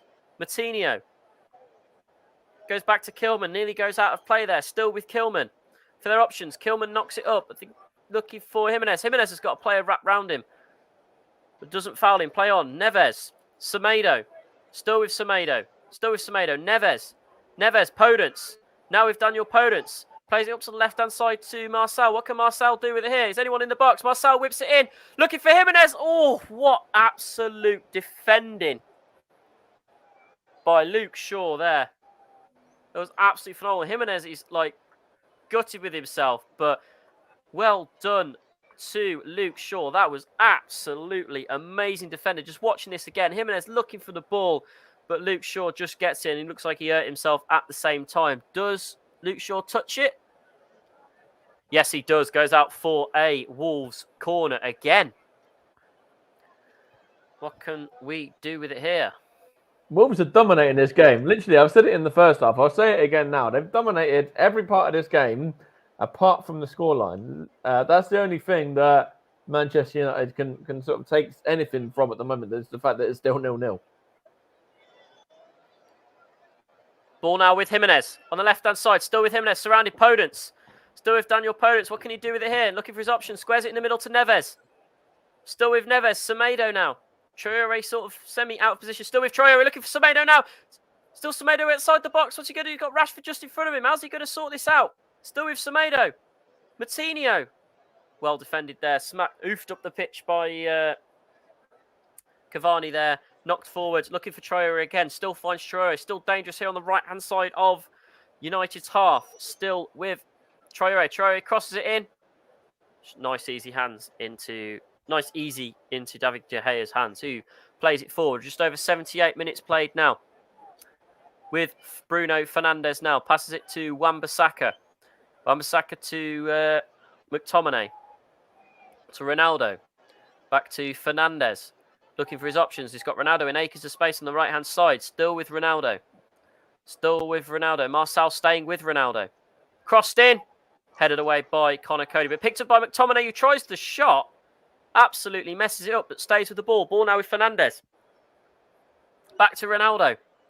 Ronaldo who takes it in. Looking for Matic. Well punched away by Sarr there. Kicked away by Moutinho.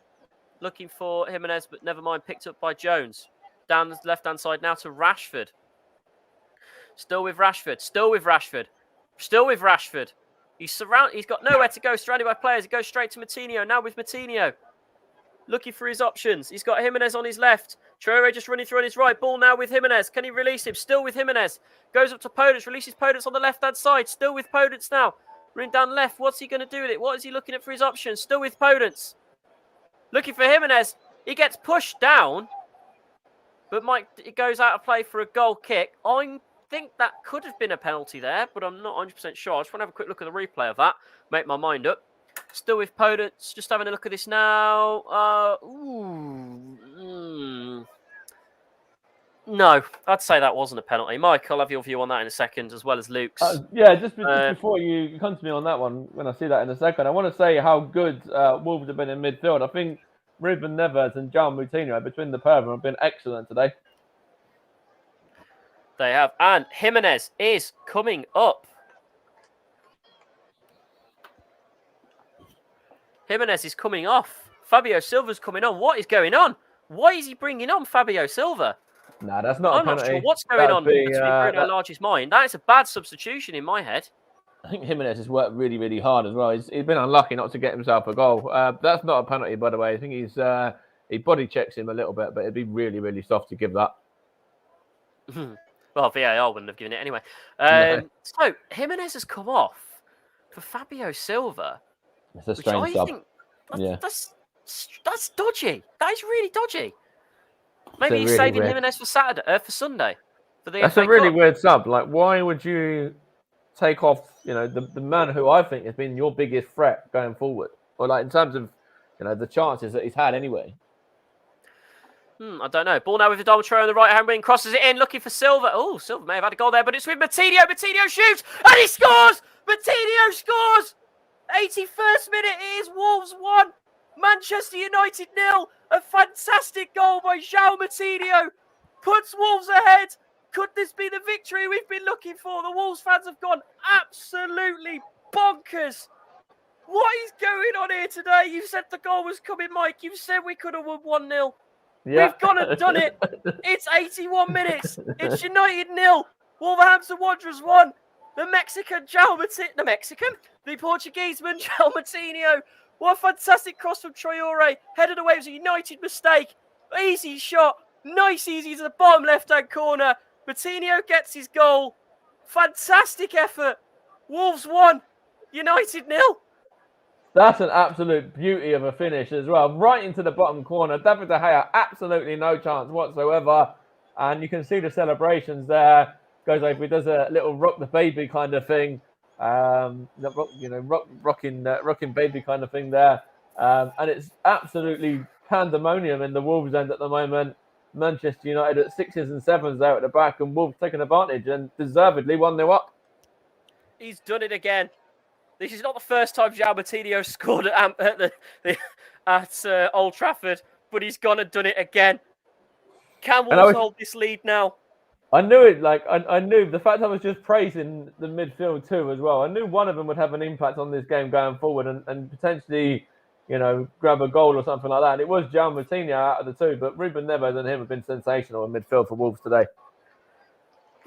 Well, official goal time for that is 81 minutes, 31 seconds. Ball's played forward, headed out for a Wolves throw in halfway into Manchester United's half. I cannot get off. I'm absolutely speechless. Just watching Bruno Lage's reaction to that goal. He was happy, but he wasn't celebrating. He's a really calm and collected manager, is Lage. I don't see him celebrating a lot. You really don't see him. I mean, when the comeback against Villa, yeah, there's a substitution here for United. Wan-Bissaka's coming off. I can't see who's that coming on. Alagna comes on for. Alagna. They're bringing on. Okay, one of the younger players coming on now, or the youngest player they've got on the bench. A bit more of an attacking threat. Yeah, they're wanting a bit more of an attacking threat now. But like going back to we said about Bruno, he doesn't celebrate. The Villa game when we scored the third to beat them, we turned around and looked at the board. He just wasn't looking at anything. Anthony Alanga is a winger that they've just brought on. He's only 19 as well, and he scored 1 goal in 3 games, I believe, for Manchester United. I don't know whether they're going to play him, up front maybe as another forward, but he's another player that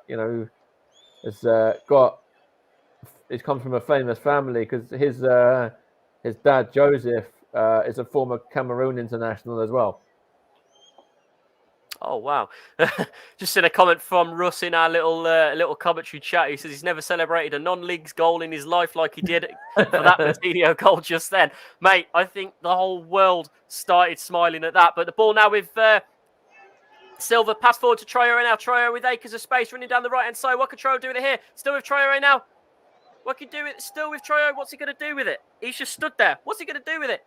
Comes back, looking for Neves, but doesn't find Bruno Fernandes instead. United now looking for attack, but now the ball now with Podence. Still with Podence. Goes for Marcel. What can Marcel do with it here? Crosses it in. Looking for someone, but doesn't quite find anyone except for Adama Traore on the right-hand side this time. Still with Adama Traore. Goes back to Neves now. What can Neves do with it here? Wolves looking for a second goal. Moutinho. Neves. Still with Neves. Goes back now to Connor Cody, who knocks it to Kilman. Down to Moutinho. Semedo. Traore again. Semedo. Still with Semedo now. Into the middle to Daniel Podence. Semedo goes down on the floor. Ref saying play on. Still with Podence. What can Podence do with it here? Podence gets taken down but carries on. And there's a play on here for Rashford. And it never comes down. I believe JB's just commented on JB Sports saying it could easily have been Burnley a few days ago if they didn't make silly mistakes at the back. Yeah, they were a bit fortunate, Man United, in that game. Obviously, there was an own goal, and then there was the Ronaldo one, which JB still adamant it was on offside as well. But yeah, I think Burnley were decent in that game. Wolves have been brilliant, though. I think Wolves have been very, very good in this match. and looking good value for the lead at the moment as well. Of course, we mentioned at the start of the programme 42 years ago, it was 1-0 to Wolves with Melvin Eves scoring. And we might have a 1-0 to try and rewrite that history a little bit as well. Wolves fans in full voice as the cameras turn to them, looking at them chanting the best world has ever seen, as Podence comes off and Leander Dendoncker comes on. Looks like Wolves are going for a bit more of a defensive play now for the last 3 minutes of this game plus Not stoppage a bad time. thing to do at all, actually, when you're 1-0 up. The problem is, that's the problem though. We sit back, we concede. That's our biggest problem. We can start parking the bus, but if we start parking the bus, that's when we can see goals.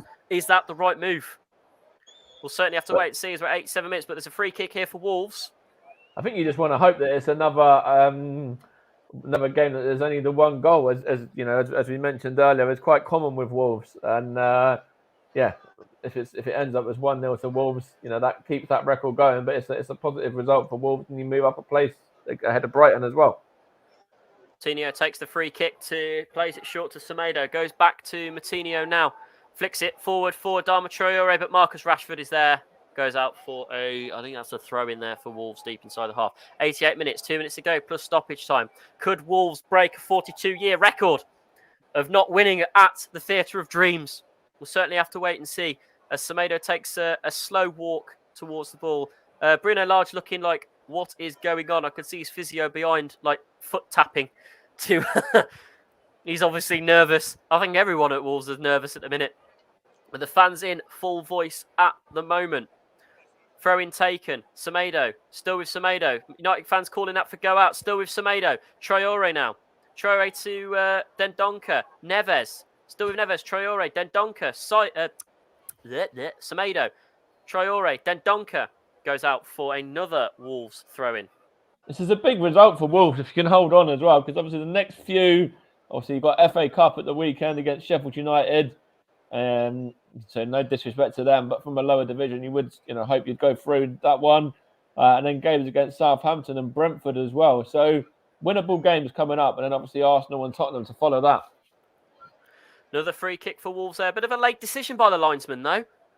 He waited for Fabio Silva to be on the floor going, hey, give us the free kick before he waved the flag. Oh, Ronaldo's going over. He's not happy.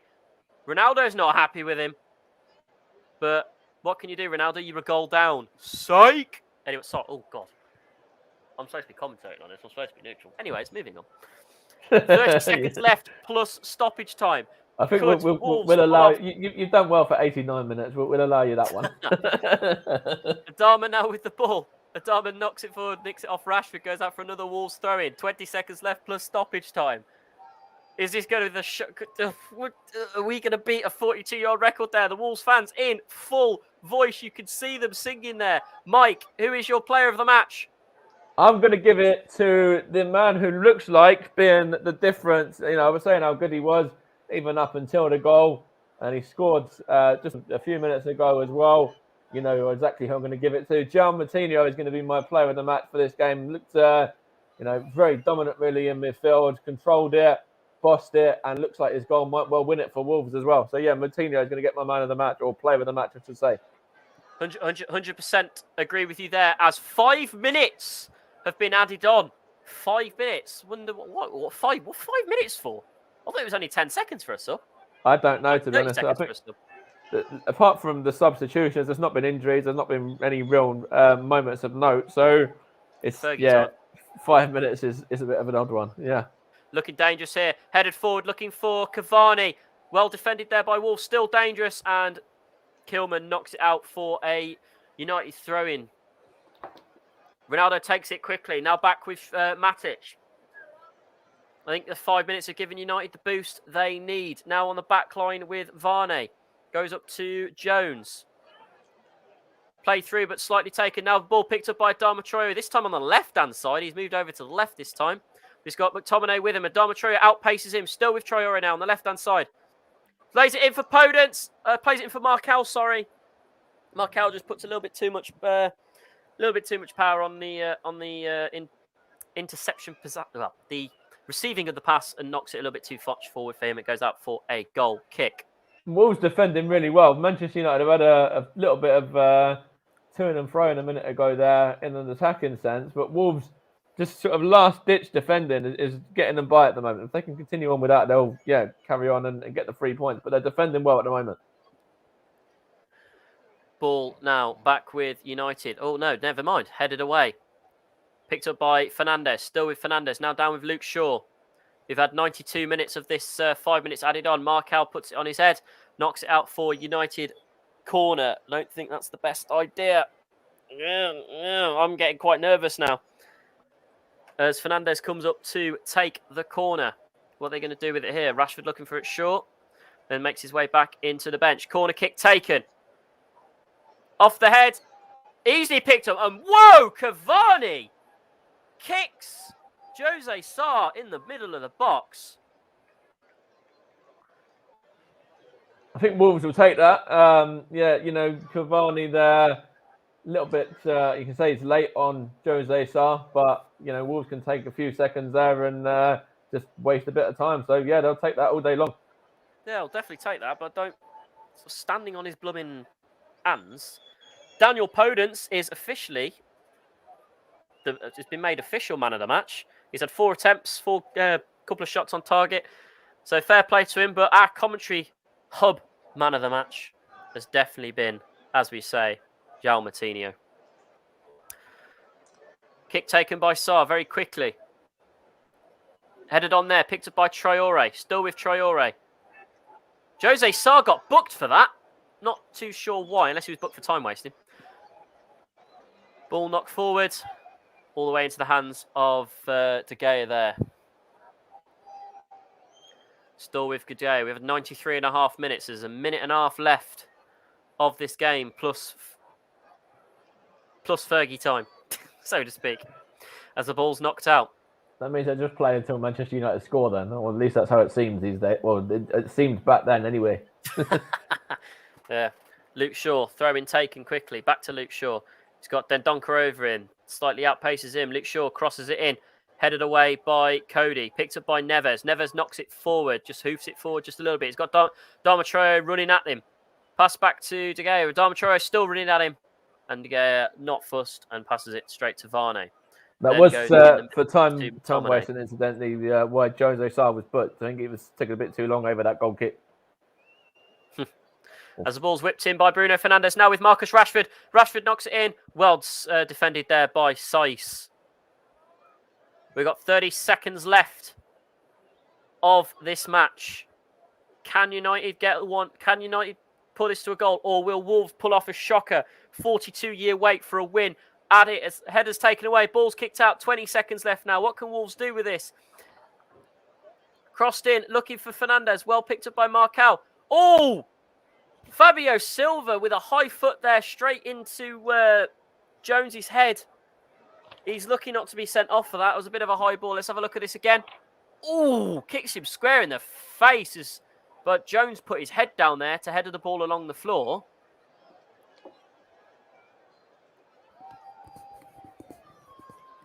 Don't think he's been booked for that. Because obviously Jones's head was quite low. But Bruno Fernandes standing over top of this as well as Ronaldo. What could happen here? We have now played 22 seconds of the stoppage time. Well, now 30 seconds of this 5-minute stoppage time. Is this going to be the last ditch attempt for United to equalise? If they do this, I am going to be heartbroken. That's a United fans are all filming. Look at that! Look at that! The plastic fans all filming all this. Filming all this. There's Phil Jones there, wasn't it? Fabio Silva just whacked him in the head. Yeah. Right, Ronaldo and Fernandes standing over this. What's going to happen? Look at the Wolves' wall is absolutely massive. Bruno Fernandes takes it. What a save by Jose Sarr. Still in play. Kicked out. Mike Dean looks at his watch. Blows the full-time whistle. And that is it. After a 42-year wait, Wolverhampton Wanderers have finally won at Old Trafford. What an absolutely fantastic victory for Wolves. With 9 minutes to go, we score. Bruno Lage kisses and waves blows a kiss at the camera and waves. Fantastic goal by João Moutinho. He's done it again. Scores at Old Trafford. That's what he does best. We've been waiting for this win for a long time now. 42 years in the making to win at Old Trafford. fully deserved from Wolves as well. And we said at the start of the programme, obviously, about the 42 years. We also said about Ole Gunnar Solskjaer as well. And Wolves being the side to inflict his first defeat as permanent manager. Well, they've only gone and done it again, haven't they? Mighty, mighty Wolverhampton. Wow, what a victory here. Martino just having a chat with Mike Dean. Wolves fans celebrating, singing our goal anthem as we are sitting proudly after beating United after another wait. 2019 was the last time we beat them, and we've managed to do it again in 2021. And as you say, the first defeat under a new manager again for Wolverhampton Wanderers. What a fantastic win. Thanks for the comment there, Paul James, saying great commentary. Cheers for tuning in and sticking with us. I know I'm a bit biased, but what a fantastic win for Wolves there. Final score here as I throw back to Russ before he comes back to me in a minute. Wolverhampton Wanderers 1, Manchester United 0. Come on, the boys. Yes, Manchester United 0, Wolverhampton Wanderers 1, as Kieran Riley points out just there. And a big thank you to Paul James tuning in all the way from Canada. A very good morning to you, Paul. I think he's gone in towards the afternoon now for you, Paul. So hopefully you enjoyed this with a bit of breakfast and then a bit of cup of tea and some lunch towards the end of the game as well for you all the way listening out in Canada, should I say. Big thanks to JB for tuning in as well. Big thank you again to the returning Kieran Riley for the excellent commentary, and Mike Orleman. There's always excellent coverage there. But before we go to Mike and to Kieran again and fetch those back in, let's go across to our man who's been watching and got involved with some decisions from the refereeing sides, and our man who's been our VAR respective man on the game today, Luke Turton. And Luke, what's your thoughts on that game? And do you think Man United deserve to get beaten, got what they deserved today, and Wolves got what they deserved as well? Yeah, I mean, Wolves were on top. I said at half time, all they were lacking was a finishing product, and Martino found that in the second half. I mean, it was always going to be a one-goal game, and to be honest, Man United didn't really do enough to win. I wasn't really convinced they were ever going to win, so I think Wolves got what they deserved, really. Yes, they did indeed, and Wolves really good performance from them as well. First win at Old Trafford in the Premier League for Wolverhampton Wanderers as well. From what I've seen, Ronaldo just walk straight off the pitch and straight down the tunnel without going round the pitch with the rest of his players clapping the fans who were left inside the stadium at Old Trafford, and without shaking hands of any of the Wolves team as well. But before we fetch Kieran in on that point, Mike, your thoughts on Ronaldo just walking off again, mate, to the end? Yeah, well, we said it in commentary that, you can tell when Cristiano Ronaldo's a little bit frustrated. Obviously he's a bit frustrated at the performance, about the fact he hasn't had loads of service. Obviously, he had a goal disallowed for offside, which was rightly disallowed as well. But I think, you still got to show some respect to your opposing team, there, I should say, sorry, who you're playing against, and also to the fans that have paid their money to come and watch as well. Quite poor really from somebody that is that is held that highly in really strong regard in the game, to a lot of people. Yes, absolutely, and considering someone of a Ronaldo caliber, Mike, and I know Lionel Messi probably wouldn't do this, but Messi in the same bracket as Ronaldo for the type of caliber of players they are, the players that young people or young aspiring footballers look up to, and the role models. And you young footballer watching this game at home today, yes, Ronaldo played for Man United. Yes, the team he plays for didn't get the win, and then he walks off the pitch at the end without shaking the opposition fans out. I just think that's going to look to the up and coming footballers at home, Mike. You're going to look at that. I think that's how you should do it after every single game, whether you win, lose, or draw. 'Cause whether you win, lose, or draw, Ronaldo just storms down the tunnel. That's not how you do it. You should watch rest of the players, really, shouldn't you? Yeah, 100%. I think Ronaldo, he's throwing his toys out of the pram a little bit. He's sulking, and that's what you don't want to see really from a professional footballer. At the end of the day, he's a professional, and he's got to act in a professional manner, which he hasn't done that. Absolutely, Mike. Absolutely. We'll fetch Kieran back in now and on the same topic as well. And I'll just read this point out from Luke. It says, just shows how much of an ego-built team this is with Ronaldo storming off like that, especially when you've got the likes of Cavani who could really do that as well, Bruno Fernandes, Shaw, Greenwood, players like that going around shaking opposition hands, clapping the fans. And then there's someone like the calibre of Cristiano Ronaldo, who Cavani's in the same, I wouldn't say same level as, but he's the same calibre player, big high profile player, Kieran. I wouldn't say he's on the same level as Cristiano Ronaldo, Edison Cavani. But you've got players like Cavani who's on the losing side today. Yes, he's going around clapping the supporters that still in the ground, shaking hands of the Wolves players. Then you look at Ronaldo, he just walked straight down the tunnel. He did that in the last game as well against Burnley after the 1-3-1. He walked straight down the tunnel. He did it in the game previous as well for Manchester United, in that Man United played in. Why do you think that is, Kieran? And like I mentioned to Mike, he's disrespecting his people's aspiring footballers who look up to him as a role model as well, isn't it? Yeah, I'm not sure what's going through his head, to be honest. I'd understand today's frustration, but still, you don't walk off when it's customary. You shake hands with everyone and go, "Good game." Even if you've got a resounding loss, you still you shake hands with them and go, "Yeah, cool, fair play." Something's going in his head. Something is in his head. I don't know whether it's COVID or he's just a insert blank word here.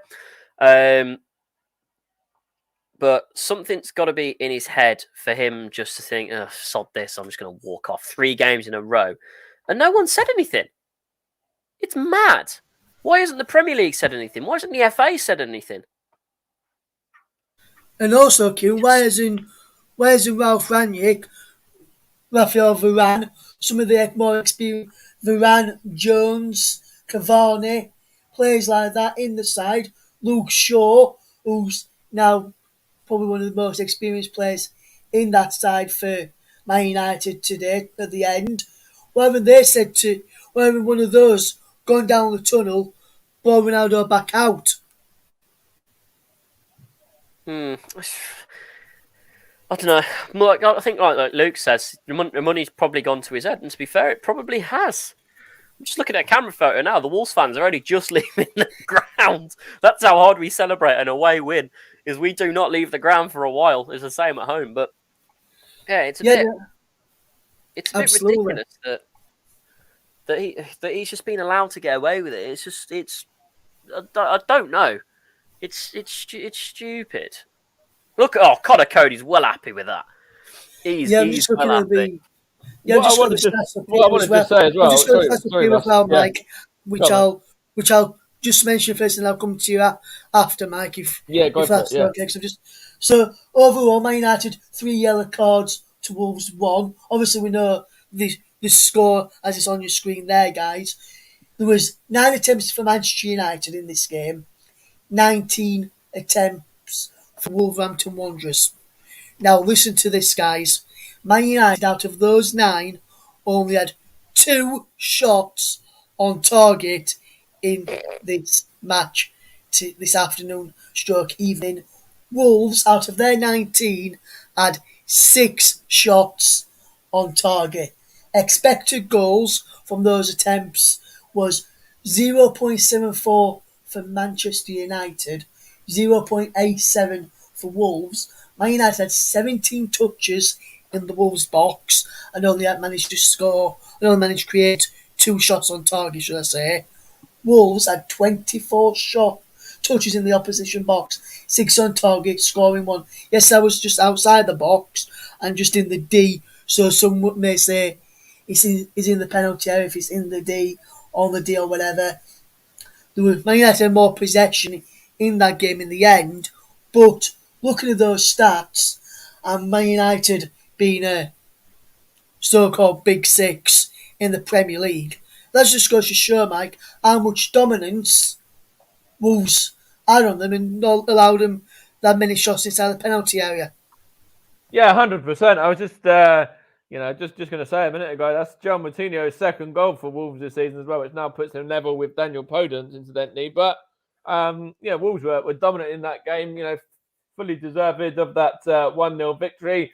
Could have easily been more than the 1-0 as well. And what I wanted to say, just briefly, on regards to that Cristiano Ronaldo thing as well, was if that's somebody like, maybe a Granit Xhaka, for example, for Arsenal, who's already got a little bit of a reputation with the fans, he can be a little bit sort of hot-headed, or have a little bit of a sort of, what's the word, kind of broken relationship with the fans a little bit, I should say. Then he's going to get slated for that. But because it's Cristiano Ronaldo, he thinks he can get away with it. Well, that's where people need to start taking note now that Cristiano Ronaldo there is just basically shown no respect whatsoever to any of the Wolves players there, and in particular, some of his teammates at international level who he plays with on a regular basis as well. When they look at that, they're like, well, we'll sort of. I think it's a little bit unfair on them, really, because obviously they play with him at a good level as well. Yeah, especially like say Moutinho and Semedo, Michael, was in that Wolves side today. Moutinho got the winning goal, and I think he was one of the players who went full time from what I saw, went up towards Ronaldo to shake his hand at the end of the match. Don't know if you noticed this, Kieran. At the end, Moutinho went up to Ronaldo to shake his hand at the end of the match. Ronaldo just walked past him and then just walked down the tunnel, ignored a fellow international teammate at the end of the game.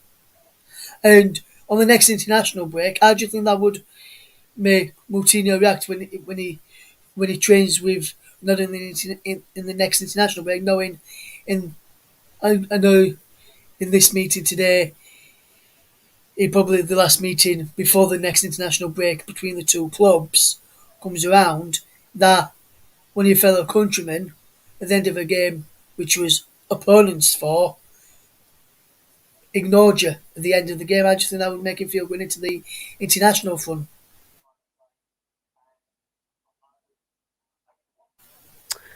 Yeah, it's gonna cause him some issues, isn't it? It's just like you're supposed to win together, lose together, teammates, and even though they're on rival teams in the Premier League, like you say, when they go to play each other in internationals, what sort of tension is that going to cause? Whether they throw all rivalries aside in internationals, I don't know. But obviously, internationals are big competitions, especially to get into the first teams. Like, look at Connor Cody. He should be in the starting 11 pretty much for every England game from now on. But he's not going to because, he hasn't got a sponsor, but he should be there. It's like a battle to get into the squad.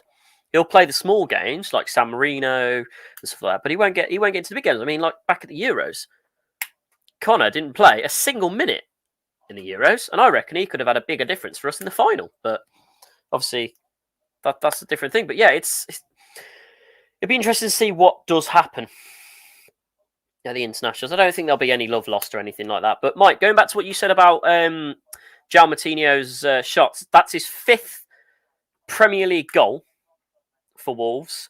2 of them have come from Old Trafford. That says something, doesn't it? He must like scoring here.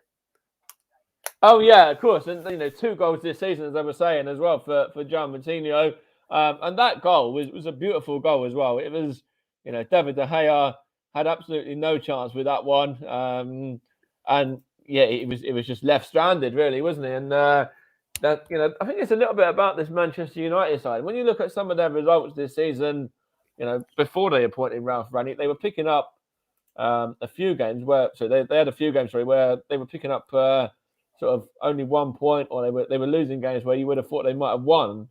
But now that frailty is still in them a little bit. Obviously, they had a few games under Ralph Rangnick where they were getting a little bit better, but then they come back after 2 games away, only managed to draw with Newcastle after going 1-0 down earlier on, and just getting back a late equaliser and then beating Burnley. But yeah, there's been games this season where Manchester United, that Liverpool game in particular, they were absolutely battered. Leicester, they were beaten 4-2 against quite convincingly.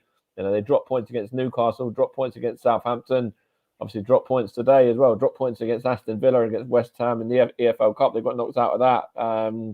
So this Manchester United side, I should say, still have a bit of frailties about them. Yeah, definitely. Yeah, they do, Mike, indeed. Yes, and just going to look at the table for you guys just before we get ready to wrap up in around about a few minutes' time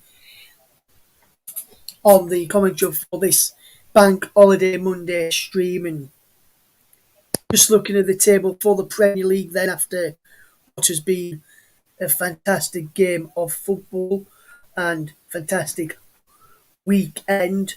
Manchester City sit top of the table, 10 points clear of Chelsea after Chelsea's draw with Liverpool yesterday. Chelsea are a point above Liverpool. Arsenal sitting 4th, West Ham in 5th, Tottenham in 6th, Man United in 7th, and Wolves are in 8th. Wolves now 3 points behind Manchester United in 8th place. Both teams playing 19 matches in the Premier League this season. Brighton up to 9th. Leicester are 10th in the top 10. In the bottom half, Crystal Palace are on 23 points, followed by Brentford, also on 23 points. Palace are separated from Brentford on goal difference. Aston Villa, again, are 13th. Southampton are 14th. Everton are 15th. Leeds up to 16th with that 8-point gap over the bottom 3 after the win over Burnley yesterday. A big win, and a much deserved win yesterday over Burnley. Sorry to JP and Paul James if you're still listening for that mention there. Watford are in 17th. Then the bottom 3 is Burnley, Newcastle and Norwich City.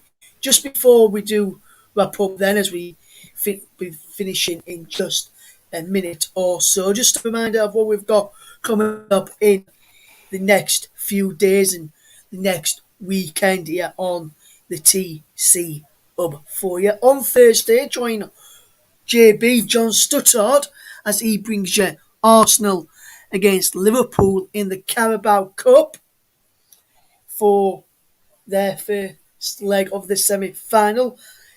I know that our very own Mike Coleman, who you heard on co-commentary this afternoon stroke evening, will be at the game of the Emirates cheering on his beloved Arsenal. Then Mike will return to the commentary box as on Friday, as we bring you some our FA Cup coverage as Swindon take on Manchester City. Join us for that one. Kick off at 8. Join us on air from around about 7:45 for that one. And will join us on air on Thursday from round about 7:30, 7:35 for coverage of Arsenal against Liverpool. On Saturday, we've got myself bringing you coverage of Chelsea versus Chesterfield in the FA Cup. We'll be bringing coverage of that one from around about 5:25, should I say. 5:30 kick-off. That'll bring you updates. I'll tell you how all the Everton, Swansea v Southampton and Yeovil v Bournemouth are getting on. Then on Sunday, we've got a live match. Join JB as he's in the commentary box with Nottingham Forest against Arsenal. And making his commentary up debut is a man from the well-respected Trevor Sports World, Trevor Lynham. He's going to be presenting you the coverage of Nottingham Forest against Arsenal with JB in the commentary box for that one. Then join the man behind Trevor Sports again. This time it's Trevor Davis as he brings you coverage in the commentary box of Manchester United versus Aston Villa, and with JB in the presenter's chair for that one. So that's what we've got coming up this weekend. We will, if we do have any more of the FA Cup coverage being brought to you this weekend, we will let you know via our Twitter feed, which you can get a commentary live one as well. So just before we go, just one final thing from me. Mike, thank you very much for your contribution today. Very much appreciated as always, my friend. Hopefully you've enjoyed being back on this one, and just want to say to our listeners, from myself, a very happy new year to everyone, and also a very happy new year to you, Mike. Also happy new year to Kieran, and also happy new year to Luke. Kieran, thank you very much for your contribution today, and welcome back to the commentary for a while since you've been with us. And also a big welcome back to Luke Turton, who's been away for a bit as well. Thank you for your contribution as well today on the programme. So, at Old Trafford, Manchester United lose to Wolverhampton Wanderers in the Premier League for the first time. It's Gian Moutinho's goal is the difference in the 5:30 kickoff in the UK. So, from all of the team here at the Commentary Hub, thank you very much for listening. From all of the team here, from myself, from Mike, from Kieran, from Luke, and from the rest of the team.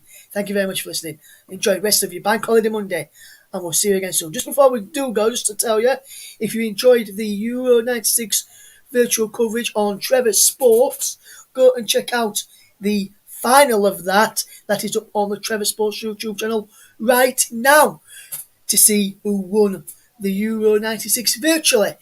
It was a final between England and Scotland. I won't spoil it for you. I watched it earlier. And what I will say, will football come home? Go across there to find out. From all of the team here, thank you very much for listening. Goodbye.